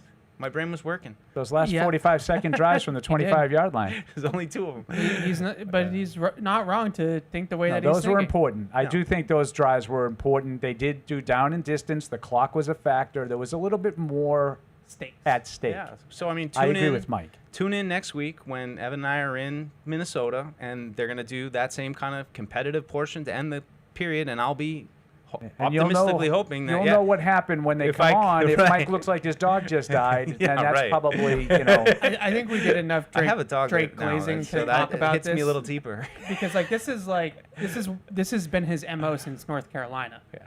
Is you can bottle up his throws and put him up against any quarterback in the country or any quarterback in the NFL, and he throws some of the prettiest balls of anybody. But then when it came down to well, did they win the game? It was no. they he made 5 of the best throws you've ever seen against NC State, but they lost by 2 touchdowns, and you're just like, wait, what? How do those two things coincide? And when you watch the All 22 in his college, you're not really paying attention to the score. You're just watching him. Yeah. And all of a sudden the scoreboard will flash and they'll be down by 2 touchdowns, and you're Yeah. but I think he's played awesome. Yeah, What do you mean? I mean, is it a little bit opposite of Tom Brady? And I don't remember what Tom Brady was like coming out. I knew that he had won big games, right? And that was part of the positive on his scouting report was that in the big games, this kid plays pretty well. I just wonder how much of a part of the scouting report that should always be. Was Patrick Mahomes like that? Because Patrick Mahomes in the NFL right now is a killer, and you know that you're going to have to He was definitely beat like him. that at Texas Tech. You know, He had really gaudy stats because he played in that air raid with Cliff Kingsbury, but they didn't win very many games. Yeah, and that was the knock on him coming out was that they didn't win. Right. He threw for 5,000 yards and 50 touchdowns, but So then that to me is all the psychology of this year with Drake May. How do you get to that point? How do you get these guys? I mean, Josh Allen's pretty much there too. I'd say Burrow's probably often in that category, but that's what goes from the guys like Justin Herbert who have all the talent in the world but haven't really won anything yet to the guys who, even if they have some warts in their game like Josh Allen did but worked on them, and now you know that he's going to be a pain in the ass right down until the clock hits 0. That's and that's where you got to get Drake if he's really going to be the guy and not just the Brock Purdy's of the world where, they got the stats, but when it ultimately comes down to the big games, are they going to win the titles? That's what matters. We talk about this a lot too, and when I was teasing Fred about what he thought about Washington, because that's the fact of the matter. In that league, there's very little to determine the difference between, say, 7th, 8th best team and the 16th or 17th best team. They're very similar. It's what do you do in the 7 or 8 games that are going to be decided by one score? How do you win them? Mm-hmm. And the teams that generally do really well Minnesota's excelled at that the last few years. Is that because of Kevin O'Connell? Is he just really, really good with and being able to win those games at the end? The Patriots haven't been able to do that. They couldn't do it with Mac Jones, and last year, small sample. He's just getting started, but they weren't able to win any of those one-score games at the end with Drake May. And if that doesn't change, it's hard. Because it's hard to just win every game going away. We saw that with Mac Jones. That was the only way they could win is jumping out in front, getting the lead, and then playing on their terms. The vast majority of games in the NFL are decided by less than 8 points. Right. Yeah. And I wonder how much of that is a skill that is developed, because I think maybe wrongly we look at it as something that's innate. Being clutch is just kind of innate. But, even Brady, I mean, he was kind of innate with it, right? Like He was came clutch in from the his moment he second came year, into and the like, league. how many of those one possession games when they didn't look like they had it that day, it didn't really seem like the Patriots were going to win the game, and then all of a sudden he puts a couple drives together in the last 5 minutes, and you know, What was the his, list like is his long. third start was the game against San Diego right. that he came from 10 behind in the last 2 minutes. Yeah. You That's know, when and you they know ended you up got winning in something. overtime. Yeah, You know? I mean, it's the you 29-26. brought up Herbert, and I think Herbert right now is probably the leader of the pack of this category. Yeah, he's Drake May on steroids. Right, like Herbert, Right now. Trevor Lawrence, like those guys that when you watch them play, they're clearly franchise quarterbacks just by the eye test. But then you look at the results, and it's like, but they don't really win. Like Herbert's made the playoffs. but he Herbert's does- been good, yeah, Right. but not great. Right, and they have like the 5,000, the 500-yard passing game. Like it's Yeah, great, but right. like, are you consistently Like that game in Houston in the playoffs last year for Herbert. Now they had a pretty good year. I thought they were a better team than Houston, even though they're on the road because Houston's a division winner. Yeah. All of a sudden, it's a flurry of mistakes. He throws a couple of picks, and the game's out of hand, and they lose. Paul reminded me that this weekend is tax-free weekend. Sure. Here in Good weekend to buy a car, maybe. And Just here to help, Fred. since it is coming back, tax-free weekend, you can pre-select your favorite pieces with Bob's Discount Furniture now. So you don't have to wait for the weekend. You can go to Bob's Discount Furniture now and pre-select your stuff. You can score everything from game day ready power recliners, dining sets, bar carts, and servers for all your halftime snacks, even fan favorite Bobopedic mattresses for your rest and recovery routine. And remember, Bob's Discount goes even further on tax-free weekend. So stop in, shop online, or reach out to Bob's Squad to lock in those savings now with Bob's Discount Furniture, the official furniture store of the New England Patriots. You can do that now.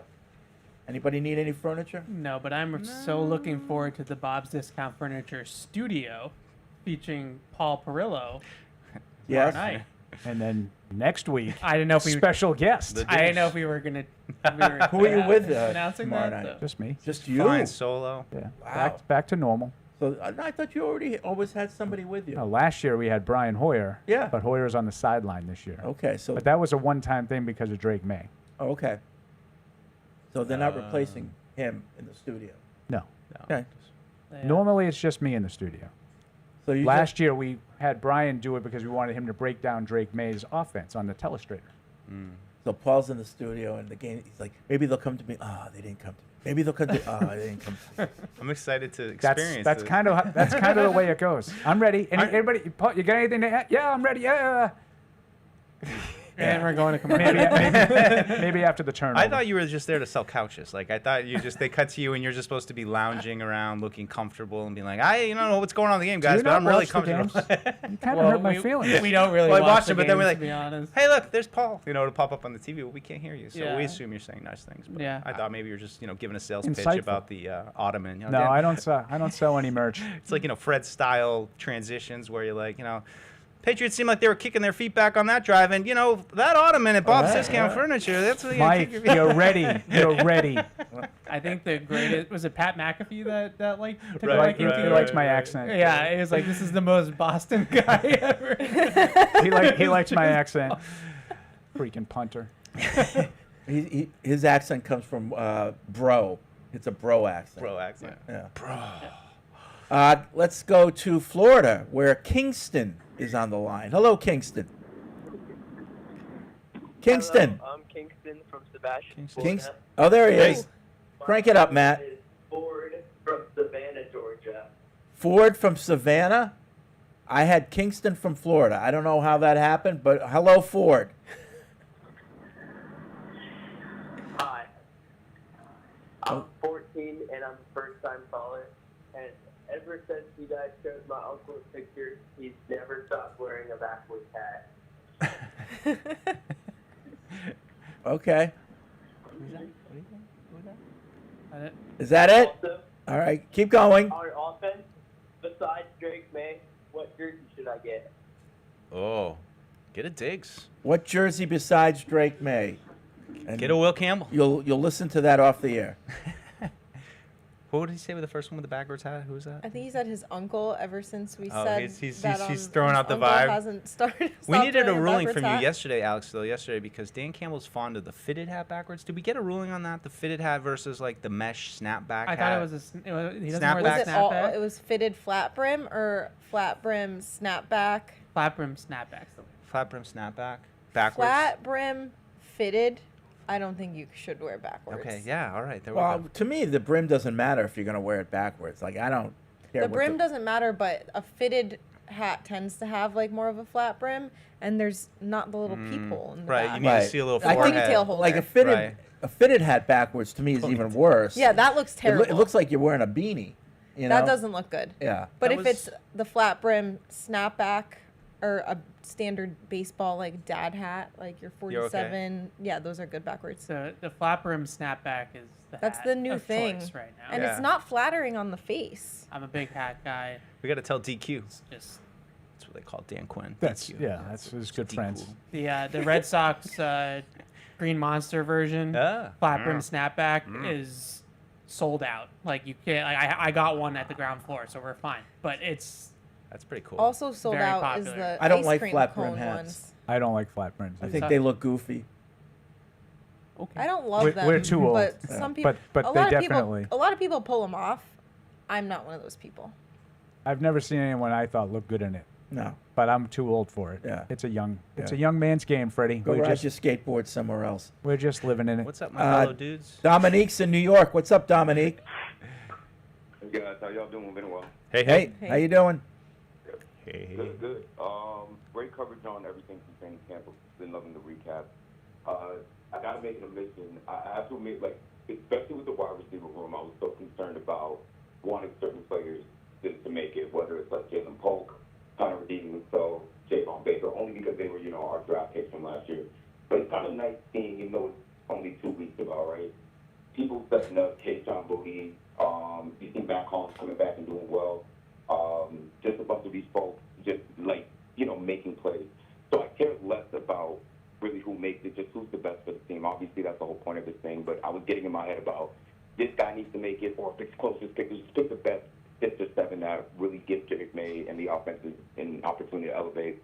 So it's been really nice seeing that. So my question is, if you had to hold 6 receivers versus 7, what would you do based on what you've seen? If you do hold 7, what one position are you cutting from, like the defensive back, defensive line, offensive line, whatever it may be? Then I'll take it offline. All right. Thanks, Dominique.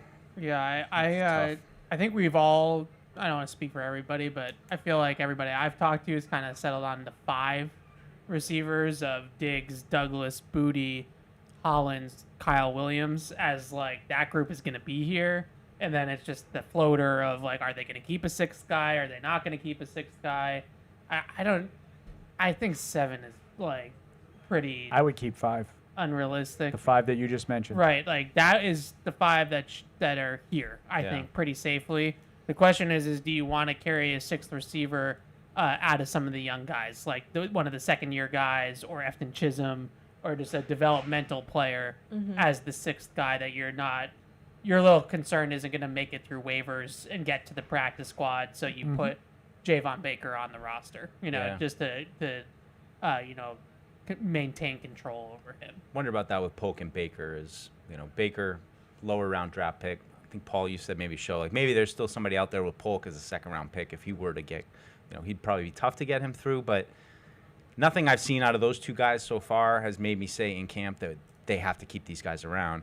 I was curious though, what did you guys think? Because I saw, Javon Baker caught that touchdown yesterday and he launched the ball into the sky. Did that bother you guys? I don't know. It didn't really. I saw Mike Reese kind of had What's a wrong with reaction that? to Seems it. like something It's a that penalty. that would bother you. Why? Because like you didn't like Diggs. Yeah. before Henderson. I don't like feel it, but it was more the What's the flipping difference off between hands. launching it in the sky or spiking it? Yeah. Because the launching in the sky is considered like a delay game kind of taunting It's got to thing. come down apparently. But So does the spike. Gravity. I don't So does the make the rules. spike. I don't make the rules. I don't No. make the rules. I don't like the rules. I like fun. You Yeah. guys don't. No. I like fun. I like celebrations. So I have no problem with what Javon Baker did. I have no problem. There's definitely, especially Sean Hoculi's crew was here yesterday. That would be Did they something wave I the think flag? would be. If you spike the ball, can go anywhere. It doesn't go anywhere near where the ball went when Trayvon Baker threw it I'm yesterday. pretty sure one of the linemen caught it running over Over in his the shoulder. celebration. Yeah, he did. No, that cracked me up. That cracked me Which up. was kind of That funny. was That's funny. funny. Yeah, I have no problem with it, you guys. I mean, I'm being dead serious. I have no. I like celebrations. I kind of like taunting. I think it's fun. I've seen guys launch it into the stands. They don't get penalized. Oh yes, you do. That's a fine. That's a now. fine. That's Yeah. a fine, brother. Afterwards, but not during the game. It's not a penalty. I believe it is. I don't think so. I think if it wasn't Javon too, and it was someone maybe more established, people wouldn't have as big of an issue with it. Yeah, I don't think. as they were I mean, making I of wasn't it bringing it up to yesterday. say Yeah, I I didn't see had a an lot of issue issue with with it. I it. just, I think somebody like something tweeted would it have out. an issue with I know, does it? It's like when the Boy defense Scout picks over off a there. pass and they run Sneaky down in the end negative zone. They take a picture. No, Mike, no, that's no, not like I don't that. have He time jots for that that. down. That's Do in not his folder. do not care for that. Although do I not did, care I for will that. say, I in like this- it all. In the in-stadium practice, I liked the little choreographed little conga line that He they did, had he- going. yeah. I did like that. That He was fun. audibly reacted That was to oh. that. I like it all. I think I it's fun. I wasn't- think the game. It's a game, and Right. it should be fun. I wasn't bringing it up, joking aside, like that it didn't really in the moment bother me, but then, I saw some stuff online of people talking about it, and then I just was bringing it up for discussion because I'm like, is this what he needs? Like, you know what I mean? Does he need to be like, I need to really be on the straight and narrow right now? Because even in OTAs, there was that, moment where he caught a ball and he kind of jogged back, and Vrabel was like, let's go, was on top of Right. him. So that's it's just, different. This was the a little touchdown, things. right? Yeah. Yeah. So I have no problem with it. And It's a Vrabel touchdown. The play's notoriously over. There's wants not them to yeah. celebrate their touchdowns. Yeah.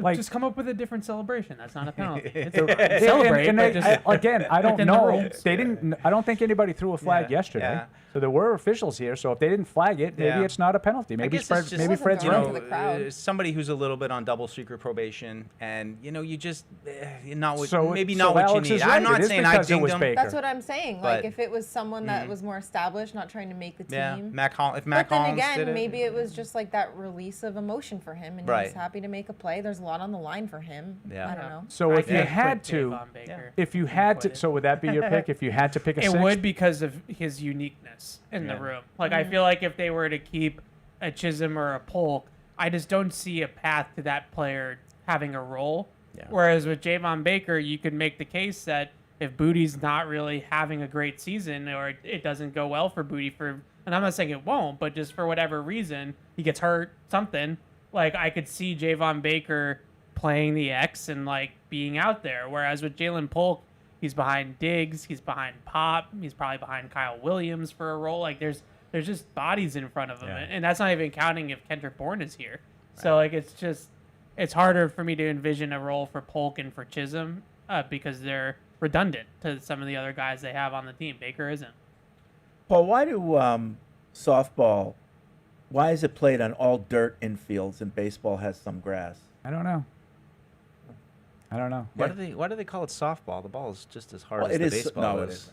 Isn't It's it? a little Pretty softer. much. A little bit softer. But is it so soft that you can just call it a softball? Well, there's white Like, softballs and there's yellow softballs. Did you know that? Yeah, and there's yeah. a difference. between how hard they are? Yeah. Yeah. According to the Google, it allows the ball to travel faster and makes the game more offensive.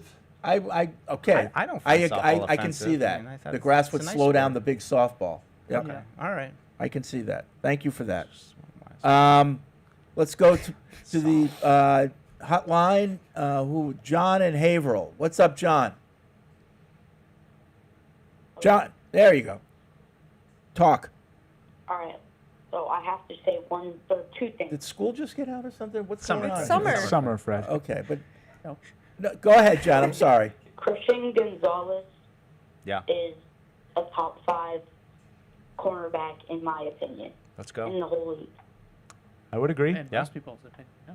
Plant your flag, John. I Boom. mean, I think he finished That's sixth it? in Mic that drop? poll. Okay. Right? I love it. I think they had a poll John, call back. I need with to know all how the old you GMs are. and all that stuff on ESPN, and he was sixth in that. So Yeah. yeah. So Top that 5 poor certainly. kid just called in and waited on hold just to say that. Just to We're get made- touching the younger demographic. Just to get made fun of guys. by Fred. I know. Well, It's unbelievable. I think John was just The getting best his call feet I ever wet. heard on Felger's show was the guy calls in. He goes, "Hi, it's Bob. First time, long time. I'll hang up and listen." That was it. That was it. That's good.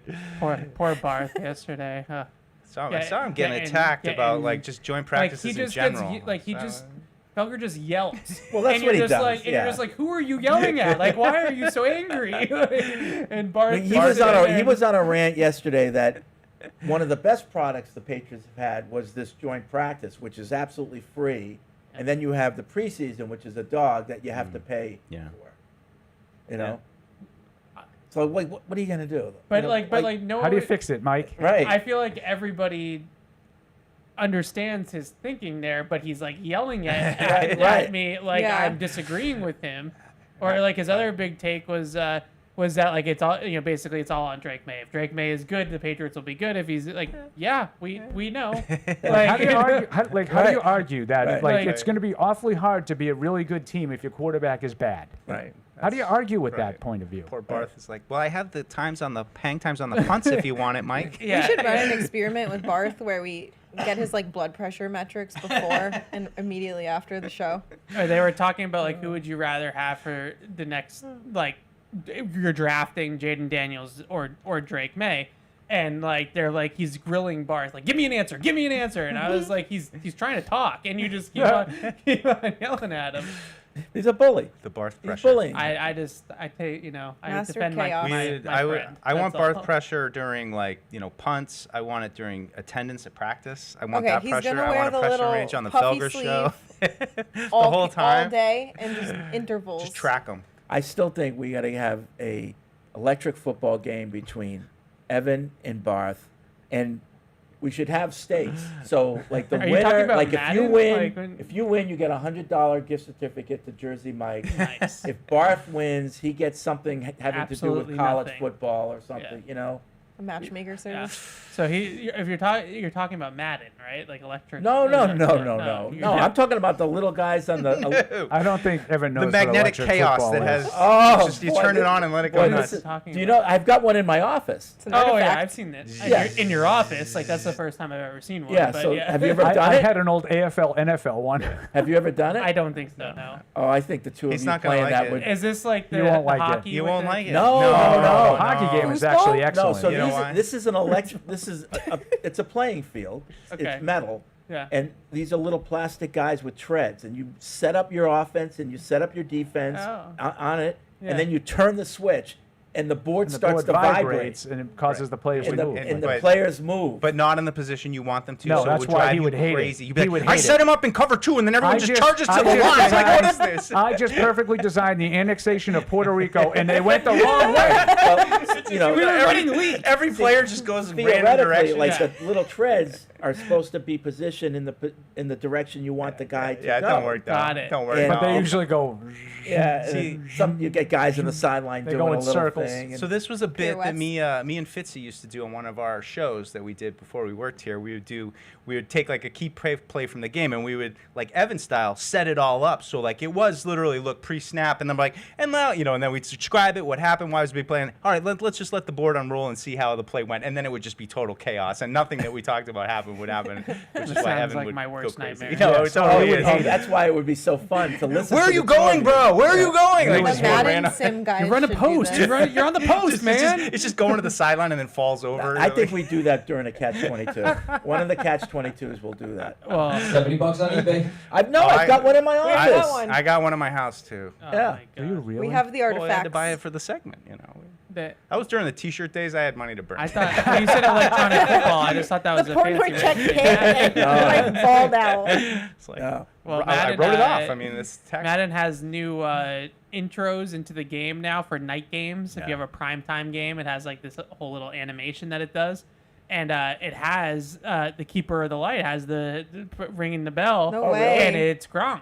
Gronk Wow. is up on the top of the lighthouse doing his Gronk thing where To the he's like best of his spiking abilities. things and stuff. And, Master of the house. Keeper of the light.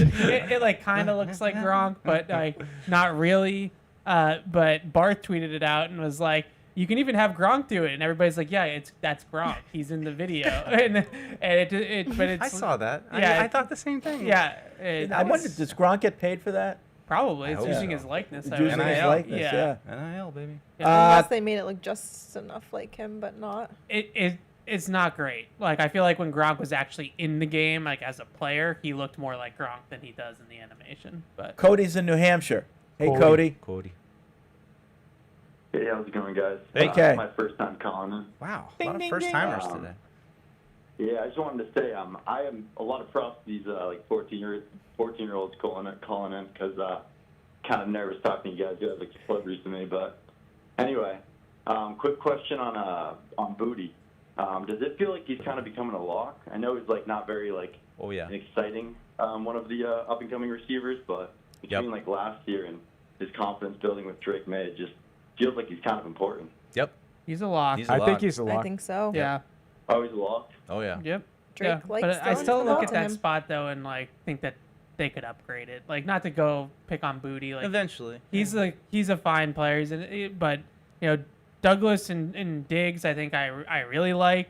You know the X spot. I'm still right, and I see that as like you're going to get a little Matt Collins there. You're going to get Right. hopefully a little Kyle Williams there, Right. and then maybe eventually one of those guys really emerges to be the threat that they need. But yeah, he's the lock, baby. All right, thanks, Cody. Go down to Pennsylvania. Joe. What's up, Joe? Hey guys, thanks for taking my call. Love the show. This would probably be like a lot for Evan, just for some number stuff. I have, but everybody's opinion. But just about the cap and like cutting some guys and even some cap for next year. And just looking at over the cap, like we're 15 mil under the cap for next year. I know we're sitting at like 60 right now. But looking at guys like Kendrick Bourne, we could save $6.3 million by cutting him. I love Bourne, but that's $6.3 million we could save. And here's 4 guys we could save $15 million on by cutting Bourne, Tabai, Lowe, and Jennings. We could save nearly $15 million there. Like Lowe is like $3.4 million. Tabai is like $2 million, and Jennings is like $3 million. So that's good money we could save by cutting those guys. And those guys don't seem like they have a big role this year anyways. But then also, too, going forward to next year, and like just with Vrabel and like his front office, how is he going to view Owenu's contract, Duggar's contract, and Barmore's contract? Because they're all in like they all have big outs for next year. Yeah. And especially with us, just where we're at cap-wise next year and those big outs, where do you think that they'll view those players? But then also, two other side notes. Can I ask you something before you continue, Joe? What are you projecting the cap at next year that you have them only $15 million under the cap? They're $15 million under the current cap. Correct. Oh, yeah, I'm not taking into all those accounts too. But remember, Right. we got to sign the draft. I have no class and everything, problem. too. No, but like the cap is going to rise, like big. Oh yeah, I know that, but I'm just looking at over the cap.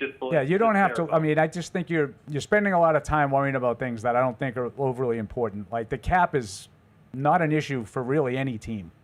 Like the cap is so big now, and it's growing so much every year. Like the bigger thing that I think that you hit on that I really think might be something that they're thinking about is guys like Kyle Duggar and Mike Owenu for next year. Yeah. These are guys that signed big money extensions under a previous regime. And in general terms, those are guys that need to be sort of on alert.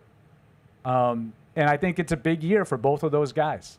They need to play well. Barmore, I don't think is going anywhere. I think Barmore is one of the 5 best players in the team. I don't think he's going anywhere unless something happens with him. Extended? No, he has a He's he just got an extension. Yeah, didn't he just sign one? So Yeah. I think a 4-year. Yeah. So I think Don't worry about you can the do money. whatever you want with, Don't worry with about your it. thoughts about the cap.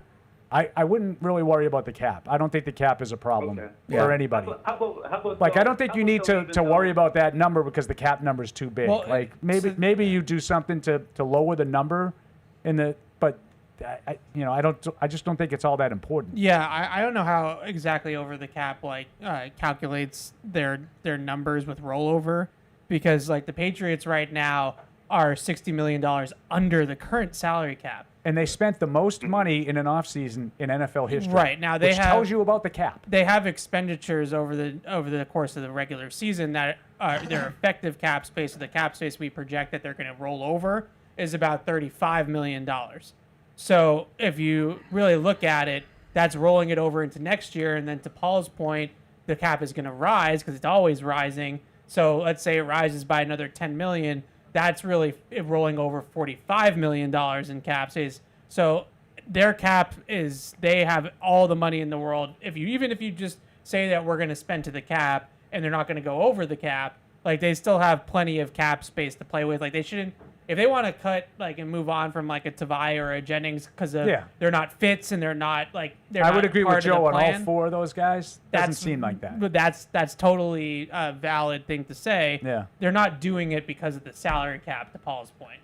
Thanks, Joe. Appreciate the call. But I mean, Tavai is the only one out of those 4 guys that he mentioned that I can say, well, maybe he's the starter next to Spillane, but he's been hurt, and we've seen Christian Ellis. I was going to say the same thing, Paul. Yeah. I don't know. He is a little bit of a question mark for me, and it could go either way. It could be he doesn't fit, or he's actually a great, versatile, big-bodied option to put next to Spillane. Mhm. We can still use Ellis a little bit, but that's one thing I would still hold out for. But, just real quick, looking at the roster, next year, and I mean, this is all why are we doing it, because we're getting ready for a season. But, I mean, there's not a lot of, glaring holes right now of, they're going to – I mean, they're probably going to have to figure out Christian Gonzalez at some point. I mean, that would be a nice big piece that they could take care of. But, I mean, for the most part, what we've seen from the starters out there this year, all these guys are kind of back next year. So, it's not like but you're right looking about Gonzalez. What just happened with Stingley and Sauce, those are the guys that came up, signed big money deals after the 3rd year, right, in Sauce's case.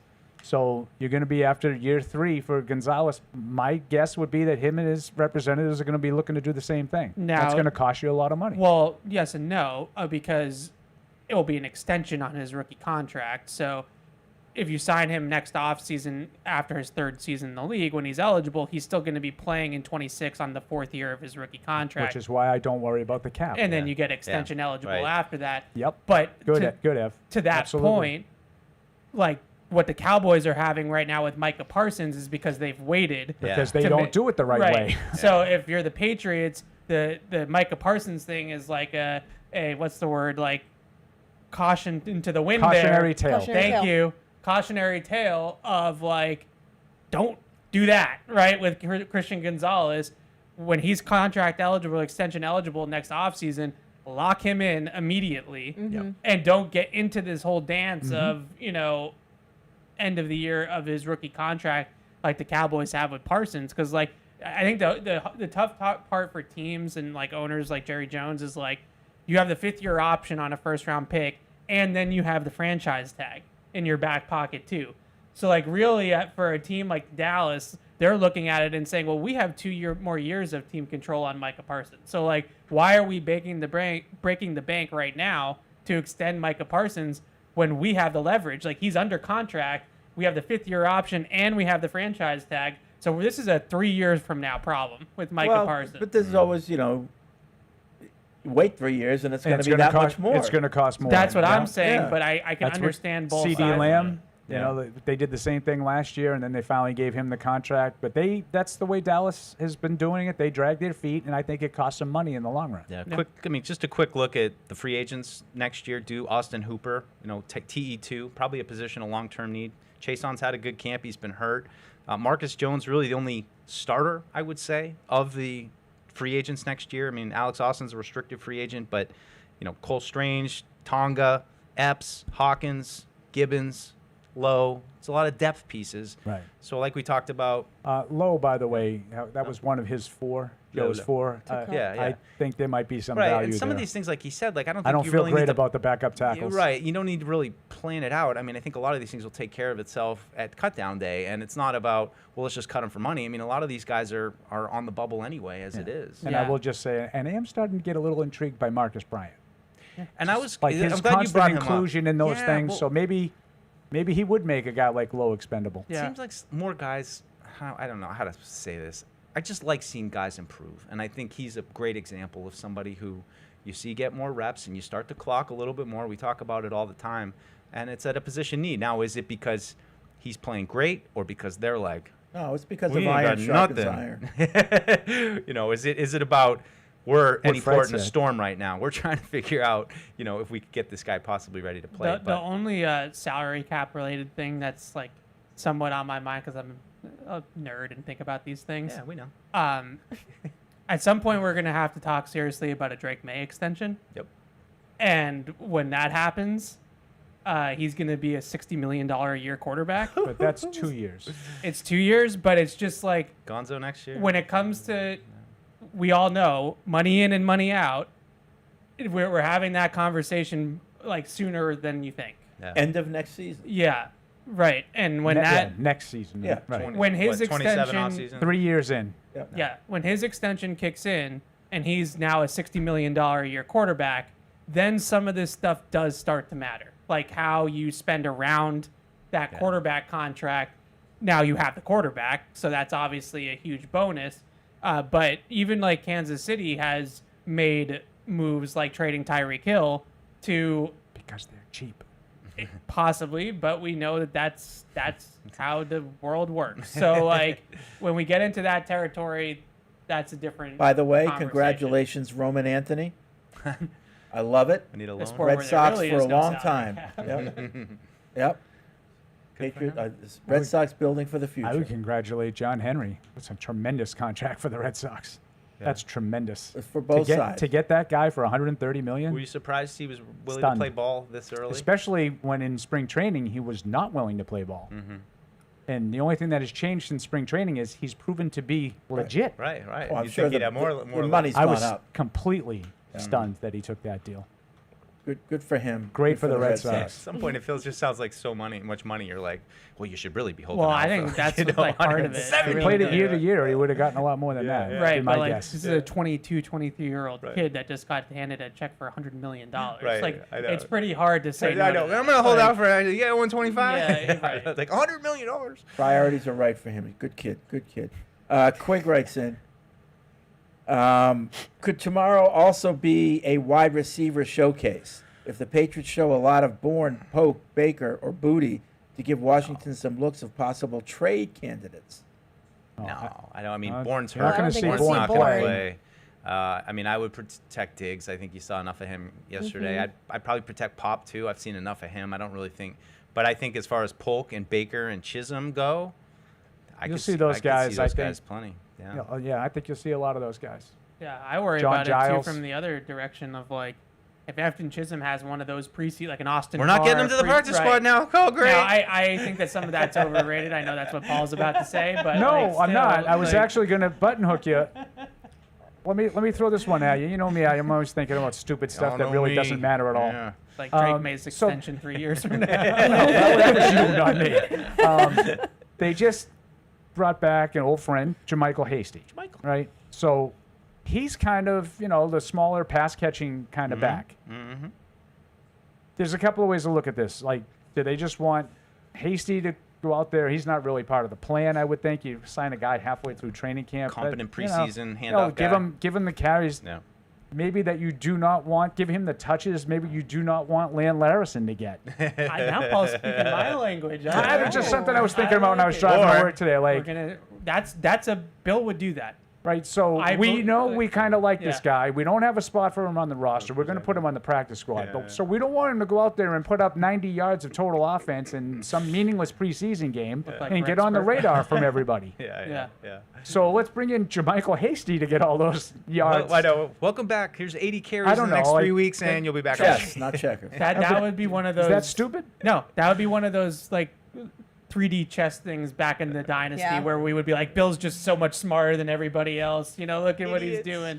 And then like it would be like Now, J.J. Taylor or something. I'm going to fully go the other side because I want to acknowledge there's another side of the possibilities in that they haven't been overly impressed with Land Larison, and they're looking for some added depth at one of these little scat backs, and they know Hasty is an NFL player-ish.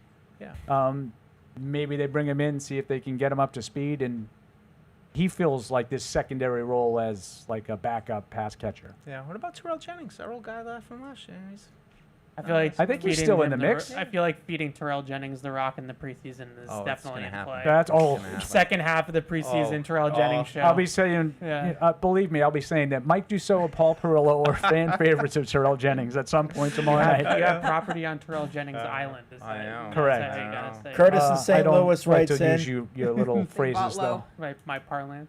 Curtis in St. Louis, there's been a lot of talk recently about how the Patriots should be on the phones trying to trade for Micah Parsons. Nick Cattles says it's a no-brainer. Chris Canty of ESPN says they should be the front runners in the pursuit, and many others preaching this move would make them play of contenders. I personally disagree. One, I do not believe he's going anywhere, although I can't stand Jerry Jones. He's not a dummy. Dude knows what he's doing. PR is PR. Secondly, so you don't disagree. You don't think he's going to get traded. Yeah. That's what he said. Yeah. Right. He But you doesn't- disagree that's with the first thing. The Patriots should be interested in Micah Parsons. And Secondly- you said, my first reason is he's not going to get traded. Secondly, what would it take in a trade to acquire him? I feel it would be way too rich for this current Patriots team. I look at the Khalil Mack trade to Chicago as reference. I wanted to know where you guys stand on Parsons. Yeah, I think it would take 2 first-round picks. I need to know what the compensation is, but I think it would take 2 first-round picks. I don't know why you wouldn't be interested in that. Would you give up 2 first-round I'd picks? give- Probably. Really? For a defensive stud in his prime?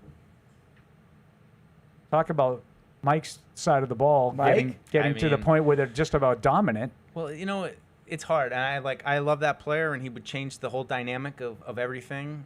But there's also just this weird part of me that likes, doing it the old-fashioned way and building brick I by know, brick. but like, and, one of the reasons why you keep that first-round pick is How is you that a hope to get a reason? stud. Yeah.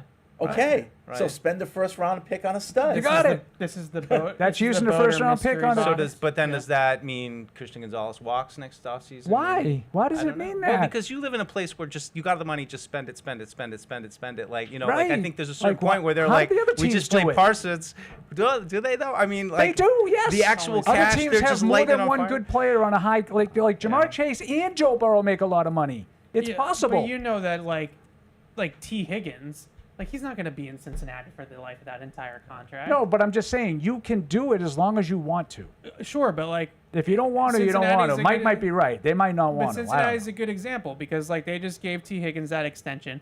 I don't believe that he's going to finish that extension in Cincinnati. But do you believe that Jamar Chase and Joe Burrow are? Sure, but Well, that's all we're talking about is 2. We don't need 3. Okay, but then T. Higgins, we'll see what happens during his extension.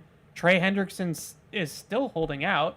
Again, but we're not talking about multiple. We're just talking about just 2.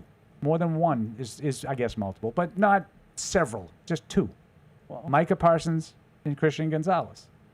And Drake May eventually. And Christian 3 years. And Christian Barmore and Milton Williams. Who are also That's not that kind of money. It's not any money. I think Mike's point is you're going to have to make Micah Parsons the highest paid defensive player in football. $40 million right? a year. Yeah. That to me is different than, Yeah. $26 million guaranteed from him or whatever. Yeah, no, you're right. That's a different animal. You can't argue with talent. I mean, that's ultimately what just appeals to you. You want to watch those guys. Micah Parsons is just. I remember the early mock drafts. We were all like, "Yeah, Micah Parsons at 14 to the Patriots." I remember doing that. You almost cut there. I know. I would have taken him in a blink. Yeah. I think they would have. I think they would have run the card up there. That's what all the reporting has been since that draft is that if Micah Parsons was on the board, Bill was taking Micah Parsons and not Mac Jones. Yeah. It would have been Micah Parsons and Davis Mills.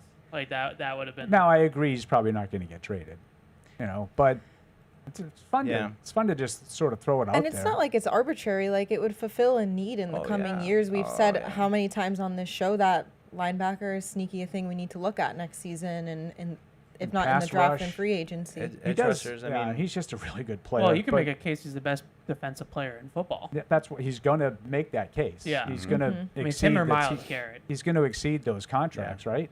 I would think so. And he's in his prime. It's not like the Terry McLaurin stuff that we've been talking about forever. Yeah.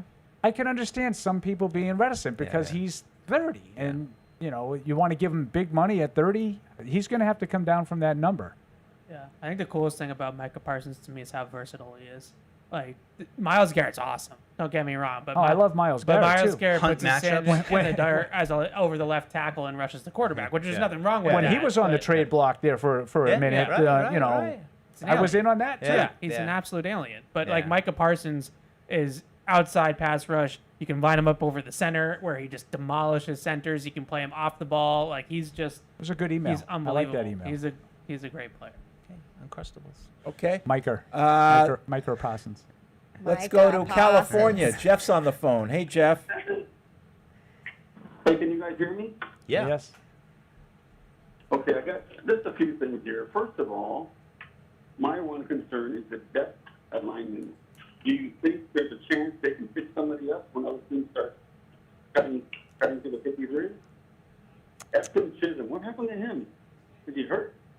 Nope. No, he's out there. Out there, he's been out there every day. 7-on-7 star. I think Len Larson, you can get him to the practice squad. I don't think you can get that position. So what do you guys think about that? I think I don't think you'll have any problem with either one, unless like something happens in the preseason and all of a sudden they Chisholm blow catches up. like 12 catches. And Yeah, Chisholm looks great, like in 1-on-1s and 7-on-7 and routes Jeff. on air. And then they get into the 11-on-11s, and I don't feel like I write his name down a ton. Yeah. So like, take that for what it's Hasn't worth. gotten many opportunities with the frontline guys. Oh no, no. I'd say it was point two. Was he saying tackles about hitting the mark Yeah, with the I tackles? mean- They did last year. I mean, that's what. But that's what you're going to get. Yeah. Like, so I'm not going to tell you can't pick up linemen that are going to become available, but that's the caliber of You're not- lineman that's right. going to become available. think you're- Everybody Well, needs look, linemen. I think Williams. your tackles are better now than the guys that you could pick up on the waiver wire. Right, but you know what my point? Like, you more than anybody hammer home the fact that everybody's looking for linemen. Yeah. So when they're releasing their linemen, they're not going to be upgrades for you. Could there be a center? If you have 2 starting caliber tackles that you feel really good about, you're already ahead of like half the league. How many you Like- need? Like, do you think there's going to be a center better than Jared Wilson? Well, I don't know. I mean, just maybe better than Garrett Bradbury, maybe. Oh, Oh, no way! You're not going to get a starting caliber player. Yeah. Ben Brown was the I'm just squad spitballing here. Exactly. Pascal has a would you rather. He said, would you rather Drake go undefeated or however close to undefeated is necessary for this exercise and win the Super Bowl this year, than flame out and never make the playoffs again, or make the playoffs every year for the next 15 years but never better than the 3 seed and win the Super Bowl the year he retires? The second one, The second one. because they're relevant for Yeah. a decade. So he has a great 15-year career and has, on average, the 3rd seed in the AFC. John Elway. And Right. I was about to say and they- pulls a John Elway. they cap Right. it off by winning, Yeah. Done. as opposed to one great year. Right. Yeah. And With then the flame statue out next and to never the make Brady the playoffs? statue. Yeah. I'll take B. Yeah. I'll take that. I like it. Yeah. Another good one. Emails have been strong today. Strong to quite strong. But it wasn't Forward me that great those. because the First-time answer was callers. obvious. Well, that's for us, maybe not for him. Oh, if it's Why do people have to think like you, Fred? because we know the facts. That's a good point. We know the facts. That's a good point. And, you know, we were the originators of the great debate. That is true also. Yeah.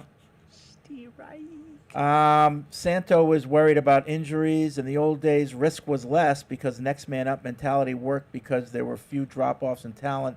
Patriots do not have that backup talent. So if there are a few injuries this year, I could see 10 wins. If the injuries are numerous, I could not see them winning more than 6 games. It's the great unknown. That Yeah, injuries You obviously just- hurt. I do have more faith in Vrabel and his staff to overcome. Coach him up.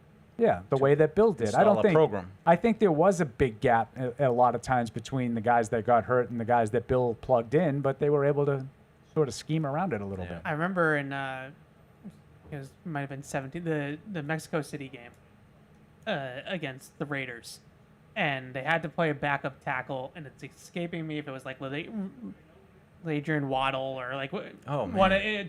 Waddle. Cam Fleming. It was like one of those And guys. waddled away. And they were facing Khalil Mack with the Raiders, and Khalil Mack, like, you didn't even get his name called the entire game, and it was like, you know, Because they just decide, you know, that was Bill Brady, that guy's- Scarnecchia. that guy's not gonna right, ruin the it- game. Right. Yeah, right. We're only gonna have Right. four guys out en route. and I but- have faith that this coaching staff can do similar stuff. I'm not saying they're as good as Bill in his prime. Before that guy that yelled at me for suggesting that Bill wasn't that good a couple of weeks ago, I'm not suggesting these guys will do it better than Bill, but I think there's more of that kind of a mentality. That, you know, Josh McDaniels isn't going to watch Will Campbell give up 2 sacks in the first quarter and just say, well, we're just going to block him better. No, he's going to start putting the tight ends over there. He's going to chip. He's going to do different things The to amount help of him. times that I heard last You know year what I'm about just saying putting in general. 5 guys into the pattern, like, it only works if you put 5 guys in the pattern if you can throw the ball and the quarterback's not on his butt after 2.5 Right. Josh seconds. won't bang his head into Right. a wall and just allow his quarterback to get killed. Yeah. All right. Killed. That's going to be it for Shortchanging him this again. edition of Patriots Unfiltered. We got the newsletter coming out. Sure do. Anything special that you want to preview in that? No? Doesn't look it. No. All right. Well, Patriots.com/ subscribe to it anyways, though. PU newsletter is the way to subscribe. There's always some good stuff in there. So even though We have Alex doesn't t-shirts seem now. too excited, so how do people get T-shirts? They all want to win know. the I'm getting a email lot of emails. Will you win email of the week? Yep. So subscribe to the newsletter. Maybe we can throw in some little like trivia or contest something? giveaway Yeah. options for that too. Yeah. Yeah. Yeah. Patriots Unfiltered trivia. Yeah. Okay. So how about if they can But the send trivia in is about the show. How about if they send in a question that I don't get the answer to? They win a Stump t-shirt. Paul. All right. So email of the week or But it has to Stump be Paul. like we have to have some parameters there. Like I don't need like how many receiving yards in his career did Troy Brown have? Like, and I would have to come up with the exact total. Like something that's reasonable that a reasonable person could maybe get. a reasonable trivia question on the Patriots. All right. Fred didn't like that. I thought you'd like that, Fred. That's okay. Stump Paul.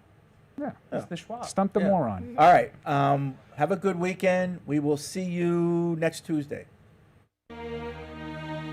Hey, this is Deuce. Thanks for tuning into the show. If you really want to help us, make sure you like us wherever you get your podcasts, like Apple Podcasts or Spotify. Also, make sure you follow us on the New England Patriots YouTube channel to see this show and everything else that we do here at the Patriots. Thanks a lot.